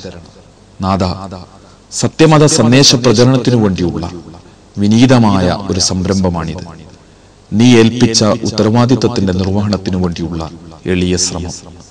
ഇതൊരു പ്രതിഫലാർഹമായ പ്രവർത്തനമായി സ്വീകരിക്കണേ. ആമീൻ.